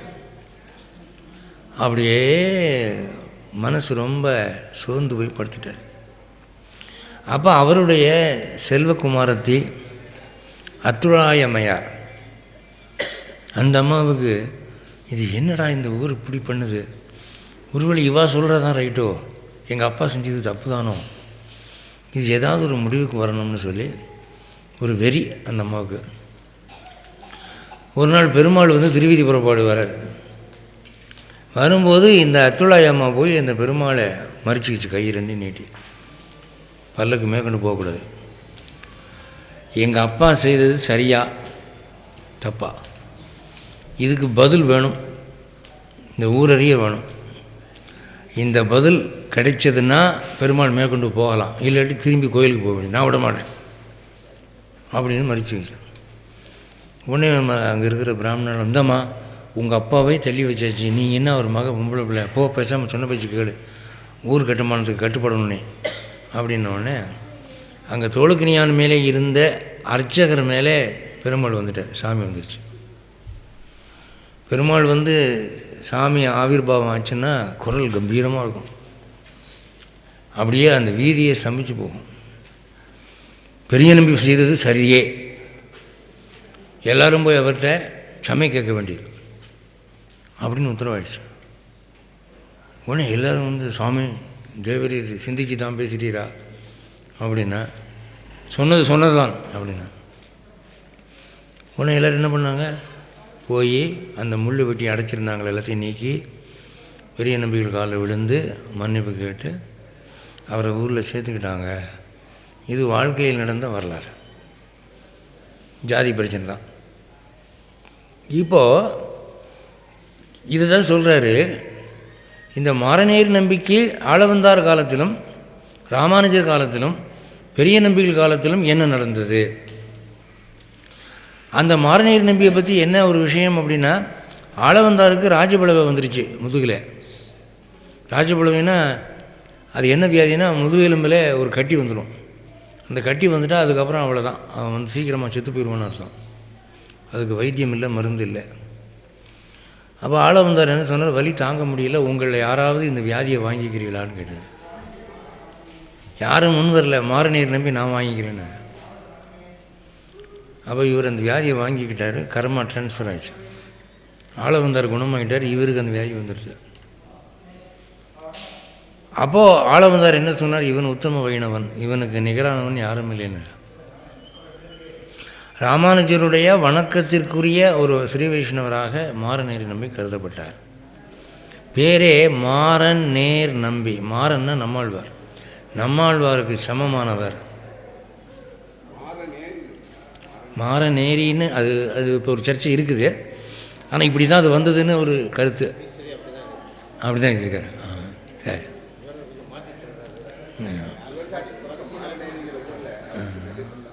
இருக்குது, அது இருக்குது. நான் ரெண்டு கருத்தும் கேள்விப்பட்டிருக்கேன். ஆளவந்தார் அவரை முதன்னு சந்தித்த போது அவர் இந்த மாதிரி ஒரு பட்டத்தை அவர் கொடுத்ததாக நான் படிச்சிருக்கிறேன். சரி, இருக்கலாம், ரெண்டும் இருக்கலாம். நம்ம வந்து வரலாற்றுக்கு யாரும் போக முடியாது, ஏற்றுக்கலாம். இப்படி ஒரு கருத்து இருக்குது. சரி, இப்போது ஆகையால் உத்கிருஷ்ட ஜென்மமே சிரேஷ்டம். உத்கிருஷ்ட ஜென்மம் என்றால் ஸ்ரீ வைஷ்ணவ ஜென்மம். வைஷ்ணவனாய் பிறக்கிறது தான் உத்கிருஷ்டமான ஜென்மம். அது வந்து பிராமணியத்தில் வர்றதில்ல. ஸ்வபச்சோ அபி மஹீபாலக, ஒரு ஸ்லோகம். மஹீபாலகன்னா ராஜாவேன்னு அர்த்தம். ஒரு அரசனை பார்த்து சொல்லப்படும் ஒரு கருத்து. ஸ்வபச்சோ அபின்னா நாய் மாம்சம் சாப்பிடக்கூடிய சண்டாளனாக இருந்தாலும் அவனுக்கு விஷ்ணு பக்தி இருக்குமானால், பகவானுக்கும் பாகவதர்களுக்கும் தொண்டு செய்யக்கூடிய மனப்பான்மை இருக்குமானால் அவன் பிராமணனை விட உயர்ந்தவன். ஒருவன் பிராமணனாக இருந்தாலும் அவனுக்கு விஷ்ணு பக்தி வைஷ்ணவ பக்தி இல்லை என்றால் அவன் தாழ்த்தப்பட்டவனே என்கிற கருத்தை சொல்லக்கூடிய ஒரு ஸ்லோகத்தை அவர் அங்கே ரிமைண்ட் பண்ணுறார். அடுத்து 218 நிகிருஷ்ட ஜென்மத்தால் வந்த தோஷம் சமிப்பது விலக்ஷண சம்பந்தத்தாலே. இப்போ ஒரு தாழ்த்தப்பட்ட பிறப்பு, கீழான பிறப்புனா பிராமணனாக பிறந்து தவறான வாழ்க்கை வாழ்ந்தாலும் அது கீழான பிறப்பு தான். இல்லை வேறு வகையாக உலகத்திலே அப்படி சொல்லப்படுகிறதுனாலும் அது கீழான பிறப்பு தான். அப்படி இருந்தால் அந்த தோஷம் அந்த குற்றம் நீங்க வேண்டும் என்றால் அதுக்கு என்ன செய்யணும்னா, விலட்சண சம்பந்தத்தாலே ஒரு உத்தம வைஷ்ணவனுடைய சம்பந்தம் வருமானால் அது சரியாக போயிடும். ஒரு பாகவத சம்பந்தம் ஏற்படுமானால் சரியாக போயிடும். அதனால் ஒரு தடவை பராசர பட்டருடைய வாழ்க்கையில் நடந்த ஒரு சம்பவம், ஒரு படக்கூடாத பொருள் அவர் மேலே பட்டுச்சான், ட்ரீட்டாகி போயிச்சான். அப்போ அவருடைய தாயார் ஆண்டாள் அம்மா கிட்ட வந்து, அம்மா ஒரு ட்ரீட்டாகி போச்சு, இப்போ நான் போய் குளிக்கணுமா அப்படின்னு கேட்டவுடனே அந்த அம்மா சொல்லிச்சு, ஒரு வைஷ்ணவனுடைய ஸ்ரீபாத தீர்த்தம் மேலே போட்டுக்கிட்டால் சரியாக போதும், அது ஸ்நானத்தை விட உயர்ந்தது அப்படின்னா. இப்போ ஸ்ரீ வைஷ்ணவத்தை ஸ்ரீபாத தீர்த்தம் எங்கே போகிறது? இப்போ யார்கிட்டையாவது போய் உங்கள் காலை காட்டுங்க, அதை கழுவி அந்த தீர்த்தத்தை நான் தலையில் விட்டுக்க போகிறேன்னு எல்லாம் ஓடுவாங்க, யாருமே காலை காட்ட மாட்டாங்களே அப்படின்னோடனே அப்போ ஒரு ஸ்ரீ வைஷ்ணவர் வந்தாராம். இந்த ஸ்ரீபாத தீர்த்தம் தேடி வருதப்பா அப்படின்னாராம். உடனே இவர் போய் அவர்கிட்ட ஒன்றுமே சொல்லாமல் பாதத்தில் தீர்த்தத்தை கொட்டி அதை எடுத்து இப்படி தலையில் விட்டுட்டாராம். அவருக்கு ஒன்றுமே புரியலை, என்ன நடக்குது அப்படின்னா. ஒன்றும் இல்லை, நன்றி அப்படின்னாராம். அப்போது ஒரு ஸ்நானத்துக்கு இருக்கிற எஃபெக்டை விட ஒரு ஸ்ரீ வைஷ்ணவனுடைய ஸ்ரீபாத தீர்த்தம் என்பது உயர்ந்தது அப்படிங்கிற கொள்கை ராமானுஜர் சொன்னது, கூரத்தாழ்வார் வாழ்ந்து காட்டியது. கூரத்தாழ்வாருடைய மனைவி ஆண்டாளம்மா பெரிய ஞானி. அந்த அம்மாவுடைய ஞானத்தை பற்றி சொல்கிறதா இருந்தால் ரொம்ப பல விஷயங்கள் சொல்லலாம். அது மாதிரி இதை நிஜமாக அவர் ராமானுஜர் மட்டும் இல்லை, அவருக்கு பின்னவங்களும் வந்தவங்களும் வாழ்ந்து. இப்போ இவர் பிள்ளைலோகாச்சாரியார்லாம் இவர் இதை எழுதின உடனே நிறைய எதிர்ப்பு வந்துதான். அந்த எதிர்ப்பை பார்த்துட்டு இவருடைய திருத்தம்பியார் அழகிய மணவாள பெருமாள் நாயனர் என்ன பண்ணார், அடுத்த ஆச்சாரிய கிருதியம் எழுதுகிறார். எழுதி நம்பெருமாள் சன்னதியிலே அரங்கேற்றம் பண்ணுறாரு. அதை நம்ம நாளைக்கு பார்க்க போகிறோம். அந்த ஆச்சாரிய கிருதியம்ங்கிறதும் வந்து இது மாதிரி ஒரு புஸ்தகம் தான். அதாவது இது ரகசிய கிரந்தம்னு சொல்லி இது என்னன்னே தெரியாமல் பல பேருக்கு அஸ்தமனமாக போச்சு. இதனுடைய விஷயங்கள் ஓரளவாவது நம்ம தெரிஞ்சாகணும். இப்போ இந்த மாதிரி ஒரு நடை இருக்குது, இந்த மாதிரி ஒரு தமிழ் இருக்குது, இந்த மாதிரி ஒரு பாஷை இருக்குதுங்கிறதையாவது நாம் புரிஞ்சுக்கணும். இப்போது உங்கள் கையில் கொடுக்கப்பட்டிருக்கிற பிரதியிலே 218 வரைக்கும் தான் இருக்குது. ஆனால் நான் வந்து வியாக்கியானம் வந்து அதுக்கு மேலேயே கொஞ்சம் எடுத்துகிட்டு வந்திருக்கிறேன். அதனால் இன்னும் கொஞ்சம் நேரம் இருக்கிறதுனால அது கொஞ்சம் நடத்தலாம்னு நினைக்கிறேன். அதை பாருங்கள். 219 சம்பந்தத்துக்கு யோகியதை உண்டாகும்போது ஜன்மக்கொத்தை போக வேணும். ஒரு பாகவதனுடைய சம்பந்தம் ஏற்படும் போது, நீ வைஷ்ணவனாகிற போது ஜன்மக்கொத்தை போக வேணும். ஜன்மக்கொத்தைனா என்ன அப்படின்னா, நான் பிறவியிலே உயர்ந்தவன் என்ற ஒரு அஞ்ஞான நினைப்பு அது மாறணும். ஒரு ஸ்ரீ வைஷ்ணவனுக்கு நான் தாசன் என்ற நினைப்பு வர வேணும். அது வருமானால் அதுதான் உண்மையான ஞானம் அப்படின்னு சொன்னார். அடுத்து 220 ஜன்மத்துக்கு கொத்தையும் அதுக்கு பரிகாரமும் பழுதிலா ஒழுகல் என்கிற பாட்டிலே அருளி செய்தார். பழுதிலா ஒழுகல் என்ற ஆழ்வார் பாசுரத்தில் இதை பற்றி ரொம்ப தொண்டரடி பொடியாழ்வார், திருமங்கை ஆழ்வார் போன்றவர்களுடைய பாசுரத்தில் இது ரொம்பவே சொல்லியிருக்கார். கொள்வோம் கொடுப்போம் என்றெல்லாம் தொண்டரடி பொடியாழ்வார் சொல்கிறாரு. அதெல்லாம் ரொம்ப புரட்சிகரமான கருத்து. அவங்களாம் ஆழ்வார்கள் அப்படி பாடினார்கள். ஆழ்வார்களுடைய பிரபந்தங்கள் சாட்சாத் வேதங்களுடைய தமிழ்படுத்தப்பட்ட பகுதி என்பது ராமானுஜருடைய கருத்து. வேதத்தில் என்ன சொல்லியிருக்கோ சம்ஸ்கிருதத்தில் அதை நேரடியாக நம்மளால் புரிஞ்சிக்க முடியலைங்கிற போது ஆழ்வார்கள் அதை பாசுரங்களாக்கி சொன்னார்கள் அப்படிங்கிறது அவருடைய கருத்து. அடுத்த இதில் 221 சொல்கிறார், வேதகப் பொன் போலே இவர்களோட்டை சம்பந்தம். வேதகப் பொன் அப்படின்னா என்னன்னா, இந்த நாட்டில் ரசவாதம்னு ஒரு வித்தை இருந்தது. ரசவாதம்னா இங்கிலீஷில் ஆல்கெமிஸ்ட்ரின்னு சொல்லுவாங்க. அதாவது ஒரு இரும்பை அல்லது ஒரு பித்தளையை அல்லது ஒரு செம்பை ஒரு குறிப்பிட்ட பொருளாலை தேய்த்தால் அது தங்கமாக மாறிவிடும். அந்த பொருளுக்கு வேதகப் பொன்னுன்னு பேர். அந்த வேதகப் பொன்னுங்கிறது அந்த காலத்தில் சித்தர்களுக்கு கைவந்த கலை. ஒரு மலையாளத்து மந்திரவாதி திருமழிசை ஆழ்வார்கிட்ட வந்து இந்த மாதிரி ஒரு குளிகையை கொடுத்து, சாமி நீங்கள் ஒரு பெரிய மகானா தெரியுது, உங்கள் செலவுக்கு என்ன பண்ணுவீங்க, நீங்கள் எங்கேயும் போய் ஒர்க் பண்ணுறதில்ல, அதனால் இந்த குளிகையை நான் வச்சுருக்கிறேன், இதை நீங்கள் வாங்கிக்கோங்க, இதை நீங்கள் எதில் தேய்ச்சாலும் அது தங்கமாக மாறிடும், அதை நீங்கள் விற்று சாப்பாட்டுக்கோ துணிமணிக்கோ வச்சுக்கலாம் அப்படின்னு. இந்த திருமழிசை ஆழ்வார் பார்த்தாராம், இவனுக்கு என் மகிமை தெரியல, பொடிப்பைய இவர் எத்தனையோ பல நூறு ஆண்டுகள் வாழ்ந்து இன்றைக்கும் உயிரோடு இருக்கார். கும்பகோணத்தில் திருமழிசை ஆழ்வார் ஜீவசமாதியாகி இன்னமும் அவர் நம் மத்தியில் இருக்கிறார். நம் மத்தியில் இருக்கிற ஒரே ஆழ்வார் அவர் தான். அவர் மூச்சை அடக்கி ஆயுளை பெருக்கக்கூடிய அந்த வித்தையிலே வல்லவர். அவர் என்ன பண்ணாராம், தன்னுடைய கையில் அப்படி கொஞ்சம் அழுக்கு திரட்டினாராம். திரட்டி அதை அப்படின்னு பிச்சு கொடுத்தா அது பெருசாகிடுச்சு. அது குளிகை. நீர் கொடுத்ததை விட 10 மடங்கு இது அதிகமாக தங்கமாகும், இதை நீ செலவுக்கு வச்சுக்கோ அப்படின்னாரு. அவன் பார்த்தான், இது நமக்கு மிஞ்சின ஆளார்பான் போல் இருக்கு அப்படின்னு காலில் விழுந்து நமஸ்காரம் பண்ணிட்டு போயிடலாம். இதுக்கு பேர் தான் வேதக பொண்ணுங்கிறது. இந்த வேதக பொண்ணு கிடைக்காதான்னு அவன் அலைஞ்ச காலமெல்லாம் உண்டு. இப்போ தான் அந்த பைத்தியம் கொஞ்சம் ஓரளவு குறைஞ்சிருக்கு. அதாவது மூணாராகவியங்கார் ஆனாராகவியங்கார காலத்துலலாம் இதை பற்றி ரொம்ப அடிபட்டது பேச்சு. பெரிய பெரிய பணக்காரங்கள்லாம் அவர்கள் யாரை சித்தர்கள் என்று நம்பினார்களோ அவர்கள் சொன்னபடியெல்லாம் கேட்டு தங்கள் சொத்து சுகங்களையெல்லாம் விற்று அவர்கள் வாங்க சொன்ன ஜாமான்லாம் வாங்கி ஹாலில் ஒரு பக்கம் புகை போய்கிட்டே இருக்கும், நெருப்பு எரிஞ்சிக்கிட்டே இருக்கும். இதை தூக்கி அதில் போடு, அதை தூக்கி இதில் போடு, என்ன ரசவாதம் பண்ணுறாங்களாம். அப்போ என்ன அவங்க நம்பிக்கைன்னா, சொத்து பூரா போயிட்டாலும் நமக்கு இந்த வேதக பொண்ணு வந்துடுதுன்னு வச்சுக்கோங்க, ஒரு இரும்பு மேய்ச்சியை தேய்ச்சோம்னா அது பூரா தங்கமாயிடும்ல, அப்புறம் அதை போல் 10 மடங்கு வாங்கிக்கலாம்ல. அந்த ஒரு ஆசை இருக்கிற சொத்தையும் தொலைச்சி கோமநாடி ஆனவன் தான். ஒருத்தருக்கும் அது வாய்க்கலை.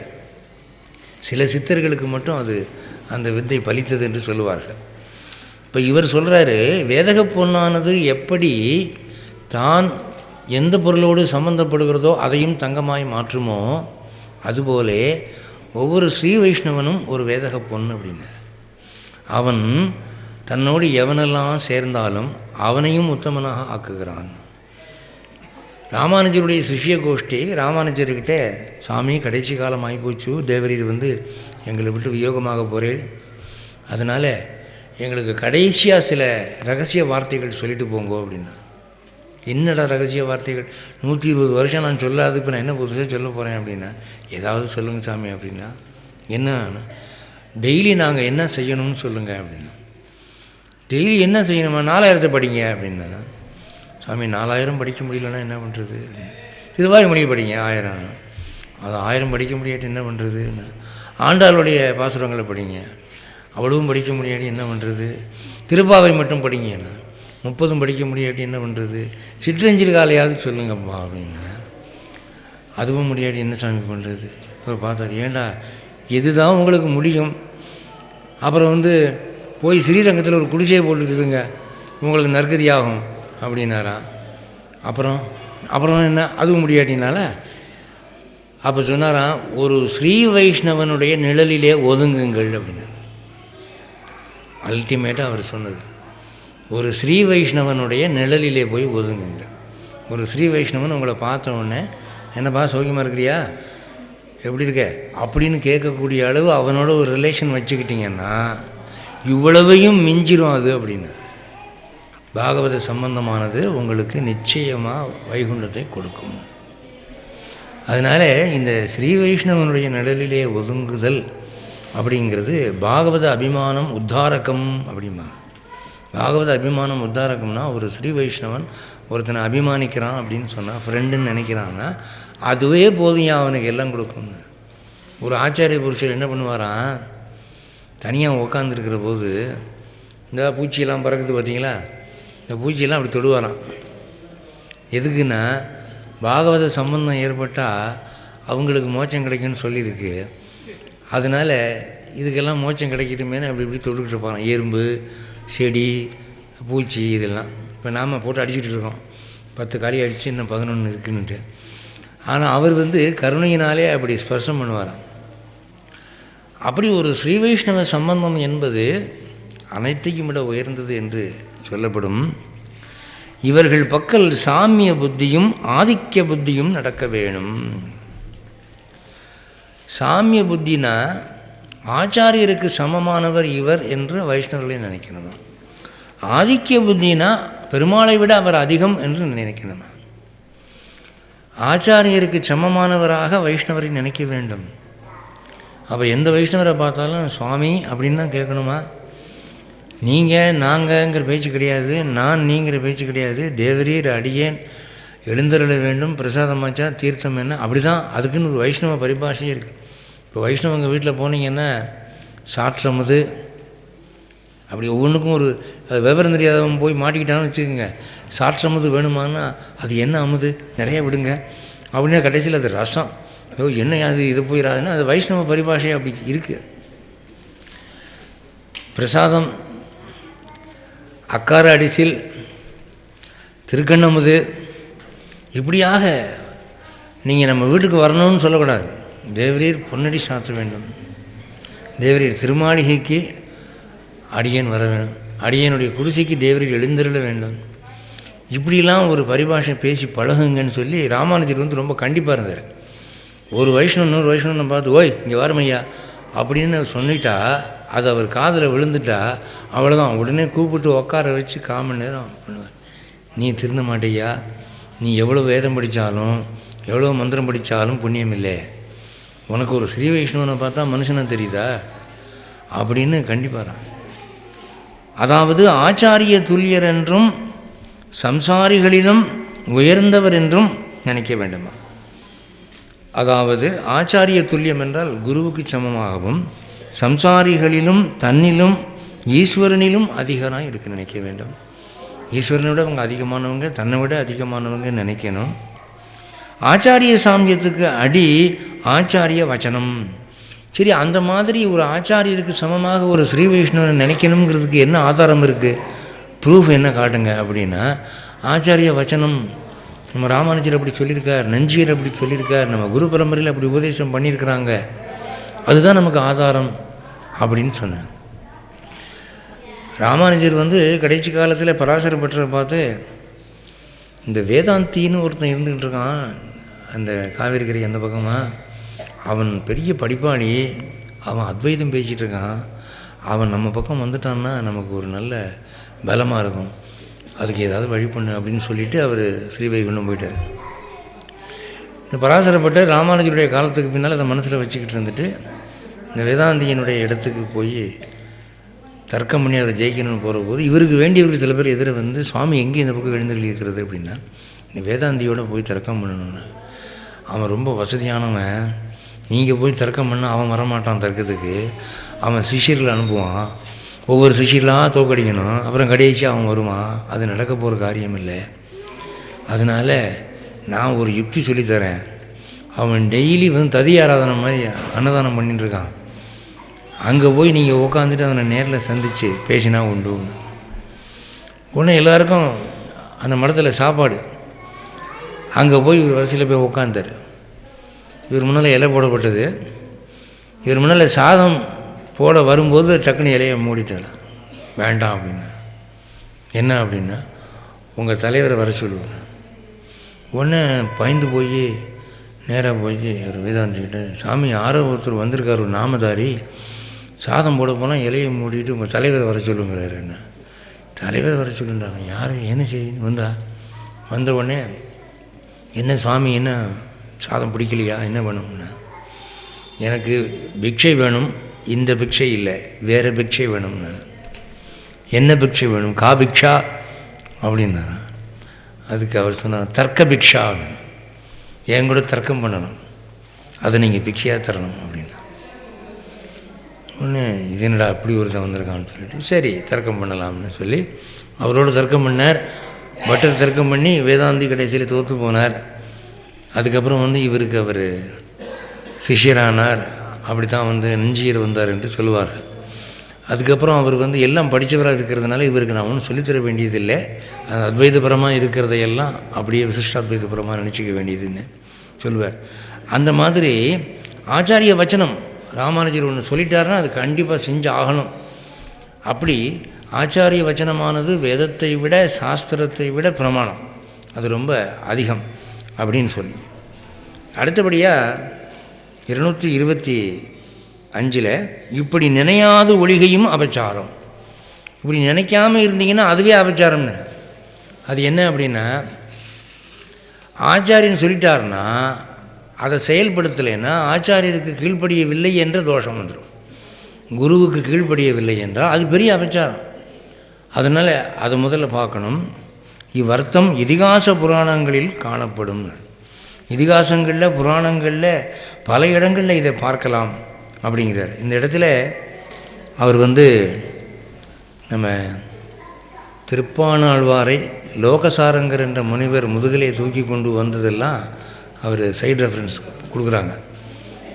லோகசாரங்கர் என்பவர் யோக சாஸ்திரத்திலே வல்லவர், யோக சித்தி பெற்றவர், ரங்கநாதருக்கு அந்தரங்க கைங்கரியம் பண்ணக்கூடிய அந்தஸ்து பெற்றவர், பிராமணர். பாணர் குலத்திலே பிறந்த திருப்பாணாழ்வார் ஜாதியாலே தொடரப்படாதவராக கருதப்பட்டு ஸ்ரீரங்கம் கோவிலுக்குள்ளேயே நுழைய முடியாதவராயிருந்து வெளியே இருந்து பெருமாளை சேவிச்சுக்கிட்டு இருந்தவர். ஆனால் இந்த லோகசாரங்கரை பார்த்து பெருமாள் என்ன சொன்னார், இன்றைக்கி திருமஞ்சனத்துக்கு தீர்த்தம் எடுக்க போன போது அங்கே படித்துறையில் படுத்து கிடந்த ஒருவனை தாழ்ந்த ஜாதிக்காரன் நினச்சி கல்லை விட்டு எரிஞ்சிய, அதுக்கு அபச்சாரம் தீர்றதுக்கு இங்கே பார் என் தலையில் ரத்தம் ஒழுகின்னு இருக்கு, நீ போய் அவனை தூக்கி தலையை முதுகில் வச்சுட்டு வா அப்படின்னு சொல்லிவிட்டார். அப்போ லோகசாரங்க முனிவர் திருப்பாணாழ்வாரை தூக்கி முதுகில் வச்சு கோவிலை 3 சுற்றின பிறகு தான் அந்த பாகவத அபச்சாரம் போச்சு. அதனால் முனிவாகனர் என்று திருப்பாணாழ்வாருக்கு பேர். பெருமாளுக்கே கருட வாகனம் தான், இவருக்கு முனிவரே வாகனம் ஆகிட்டார் அப்படின்னு சொல்லுவாங்க. அப்போ திருப்பாணாழ்வாருடைய சரித்திரம் எதை காட்டுகிறது? அங்கே பிராமணத்துவம் என்ன ஆச்சு, இதுதான் வைஷ்ணவத்துவம் அப்படின்னு சொல்லி அப்படி ஒவ்வொன்றாக எடுத்து சொல்கிறாங்க. அப்புறம் பயிலும் சுடரொளி, நெடுமார்க்கு அடிமை, கண் சோர வெங்குருதி, நன்னாத வாழ உணரிலும் தேட்டரும் திரள் தேநீர், இதெல்லாம் பாசுரங்களுடைய பகுதிகள். இன்னென்ன பாசுரத்தில் இந்த வைஷ்ணவர்களுடைய உயர்வு சொல்லப்பட்டிருக்கு அப்படின்னு பார்க்குறோம். அடுத்தது இங்கே 227 சத்திரியனான விஸ்வாமித்திரன் பிரம்மரிஷியானான். இது ஒரு முக்கியமான விஷயம். விஸ்வாமித்திரன் சத்திரிய ஜாதியிலே பிறந்தார். அவனுக்கும் வசிஷ்டருக்கும் சண்டை வந்தது. வசிஷ்டர் ஜெயிச்சிட்டார், விஸ்வாமித்திரன் தோற்று போயிட்டான். அப்போ அவன் என்ன நினச்சான், இவன் பிராமணனாக இருக்கிறதுனால தான் ஜெயித்தான், அதனால் நாமும் பிராமணன் ஆகணும்னு சொல்லி பிராமணன் ஆகிறதுக்கு தவம் இருந்து பிரம்மா கிட்ட 4000 ஆண்டுகள் தவம் செய்து வரம் பெற்று பிராமணன் ஆகிட்டான். இவர் என்ன சொல்கிறாரு, வர்ணம் ஜாதினே சொல்கிறீங்களே, ஒரே பிறவியிலேயே ஜாதியை மாற்றி காமிச்சிட்டான் ஒருத்தன். சத்திரியனாக இருந்தவன் பிராமணன் ஆகிட்டான்யா, இதுக்கு என்ன சொல்கிறேன் அப்படின்னு. அதனால் வர்ணம்னு ஜாதின்னு அடிச்சுட்டு சாவாதீங்க. திபோதாசன் ஒருத்தன் இருந்தான். அந்த திபோதாசன் அரசனாக இருந்தபோது பீதகவ்யன் என்று ஒருவன் இருந்தான், அவனுடைய விரோதி. அந்த பீதகவ்யன் என்பவன் படையெடுத்து திபோதாசனை தோற்கடித்து அவன் நாட்டை பிடுங்கி கொண்டு காட்டுக்கு விரட்டி விட்டான். இந்த திபோதாசன் தன்னுடைய 2 மனைவிகளோடு காட்டுக்கு வந்து முனிவர்களுடைய அருளாலே அங்கே ஒரு புத்திரகாமேஷ்டி யாகம் பண்ணி அவனுக்கு ஒரு பிள்ளை பிறந்து, அந்த பிள்ளை இந்த பீதகவியனை தோற்கடிக்கும்படியாக வரம் பெற்று அவன் என்ன பண்ணான், சகல யுத்தங்களிலும் வல்லவனாகி இந்த பீதகவியனை சண்டைக்கு கூப்பிட்டான். பீதகவியனுடைய 100 பிள்ளைகளையும் கொன்று போட்டான். பீதகவியன் தோற்று போய் பிருகுமுனிவருடைய ஆசிரமத்தில் போய் பிருகுமுனிவரிடம் சரணாகதி புகுந்தான். அப்போ பிருகுமுனிவர் சொன்னார், ஏன்னா என்ன செய்தின்னா, அவன் திபோதாசனுடைய மகன் என்னை விரட்டிட்டு வர்றான், அவன் நான் ஜெயிக்க முடியாது, என்னை கொன்னுடுவான், என்னை காப்பாற்றணும், எனக்கு பிராணபிக்ஷை வேணும்னு. சரி, ஆசிரமத்துக்கு உள்ளே போய் உட்காந்து ஒளிஞ்சுக்க, நான் பார்த்துக்கிறேன் அப்படின்னு. அவன் விரட்டிட்டு வந்தான். திபோதாசனுடைய மகன் பிருகுமுனிவருடைய ஆசிரமத்துக்குள்ளே அவன் நுழையிறத பார்த்த உடனே இவனும் வந்தான். சாமி, இப்போ வந்தானே ஒருத்தன், அவனை வெளியே விடுங்க, அவன் என்னுடைய விரோதி, அவனோட சண்டை போட்டு அவனை கொல்லணும், உங்களுக்கு எதுக்கு இந்த மேட்டரு, நீங்கள் ஒரு முனிவர் பிராமணர், நீங்கள் அனாவசியமாக அந்த விஷயத்தில் தலையிடாதீங்க, அவனை வெளியே விடுங்க அப்படின்னு. அப்போ பிருகுமுனிவர் சொன்னாரா, என்னுடைய ஆசிரமத்தில் பிராமணங்க தான்ப்பா இருக்கிறாங்க, சத்திரியங்க யாரும் இல்லையே, நீ என்னமோ ஒரு சத்திரியன் இருக்கான், அவன் வெளியே அனுப்பு, நான் சண்டை போடணுங்கிறியே அப்படின்னா. சாமி, ஏன் 2 கண்ணாலே இப்போ பார்த்தேன், வந்து ஒளிஞ்சான், நீங்களே போய் சொல்லலாமா பிருகுமுனிவர் அப்படின்ன உடனே, கொஞ்சம் இரு வரேன், பார்த்துட்டு வரேன் அப்படின்னு உள்ளே போனாரா. உள்ளே போய் அந்த பீதகவியனை பார்த்து கமண்டலத்துலேருந்து தீர்த்தம் எடுத்து ஒரு மந்திரம் சொல்லி தலையில் தெளித்தாராம். 4000 ஆண்டு தவம் செய்து விஸ்வாமித்திரன் சத்திரியனாயிருந்து பிராமணனானான். ஆனால் இந்த கமண்டல தீர்த்தத்தினாலே ஒரு வினாடியிலே இந்த பிருகுமுனிவருடைய மகிமையினாலே அவன் பிராமணன் ஆகிட்டான், பீதகவியன். உடனே அவனுடைய தோற்றம் மாறிவிட்டது, அவனுடைய பூணூல் குணம் எல்லாம் பார்த்தா பிராமணன் ஆகிட்டான். அவர் வெளியே வந்து உள்ளே போய் பார்த்தனப்பா, சத்திரியன் யாரும் இல்லை, பிராமணன் தான் இருக்கான், போய் பாரு அப்படின்னு. உன்னை வந்து பார்த்தா பீத்தகவியன் பிராமணன் ஆகிருக்கான். உன்னை பார்த்தான், நான் விரட்ட போய் இவனுக்கு ஒரு ஸ்டார் அடித்தது பாரு அப்படின்னு அவனுக்கு ஒரு பக்கம். ஆனால் அவன் என்ன சொன்னான்னா, எப்படியோ எனக்கு பயந்துக்கிட்டு தானே அவன் பிராமணன் ஆனான், அதுவே எனக்கு வெற்றி தான். நான் அடி தாங்காமல் ஓடி வந்து ஒரு பிருகுமுனிவர் காலில் விழுந்து பிராமணன் ஆனாலும் பரவாயில்ல, நம்ம தப்பிச்சா போதும்னு நினச்சிட்டான் அவன், அதுவே எனக்கு பெரிய வெற்றி தான் அப்படின்னு சொல்லி அவன் திபோதாசனுடைய மகன் போய் அவங்க அப்பாட்ட, அப்பா இந்த மாதிரி நடந்தது அப்படின்னோடனே, அப்படியா, அவன் பயந்து போய் பிருகு காலில் விழுந்து பிராமணன் ஆகிட்டானா, ரொம்ப சந்தோஷம், போய் இனிமேல் அவனால் நமக்கு ப்ராப்ளம் இல்லை அப்படின்னு சொன்னதாக வரலாறு இருக்குது. அப்போது ஒரு வர்ணம் மாறுவது, ஜாதி மாறுவதுங்கிறது ஜஸ்ட் லைக் தேட் முடியும், சாத்தியம். அப்படி இருக்கிற போது நீங்கள் சும்மா ஜாதின்னு சொல்லிக்கிட்டு பிராமணன் உயர்ந்தவன் மற்றவன் அபிராமணன் தாழ்ந்தவன் சொல்லிட்டு இருக்காதீங்க, அது தப்புயா அப்படின்னு சொல்கிறாரு. 2 மணி நேரம் ஆயிடுச்சு. அதனால் இந்த அளவிலே நிறைவு செய்து கொண்டு இந்த பொன்னான வாய்ப்பை எனக்கு நல்கிய தென்திருப்பேரை மகர நெடுங்குழைக்காதன் தேவஸ்தான நிர்வாகக் குழு தலைவர் அவர்களுக்கும் நிர்வாகக் குழு உறுப்பினர்களுக்கும் ஆச்சாரிய புருஷர் மதுரகவி ஆழ்வார் வம்சத்தைச் சேர்ந்த ஸ்ரீ ஸ்ரீ அண்ணாவியார் சுவாமிகளுக்கும் கோவில் கைங்கரியார்த்திகளுக்கும் இந்த ஸ்ரீ வைஷ்ணவ இளஞ்சிங்கம் திரு பிரசன்ன ஸ்ரீனிவாசன் அவர்களுக்கும் இதுவரை பொறுமையாக இருந்து செவிமடுத்த ஸ்ரீ வைஷ்ணவ மகனியர்களாகிய உங்களுக்கும் ஆண்டாள் கோஷ்டியினருக்கும் நன்றி கூறி, நாளை இதே போல் ஒரு 5:30க்கு நம்ம அடியார் பெருமை என்ற தலைப்பிலே ஆச்சாரிய ஹிருதயம் பற்றி பார்க்கலாம். இது ஒரு அரிய வாய்ப்பு, இதை நழுவிட்டால் நமக்கு வேறு ஒரு வாய்ப்பு கிடைக்காது. உங்கள் நண்பர்களுக்கும் சொல்லி கூட்டிகிட்டு வாங்க என்று விண்ணப்பம் செய்து கொண்டு விடைபெறுகிறேன். ஜெய் ஸ்ரீமன் நாராயண்.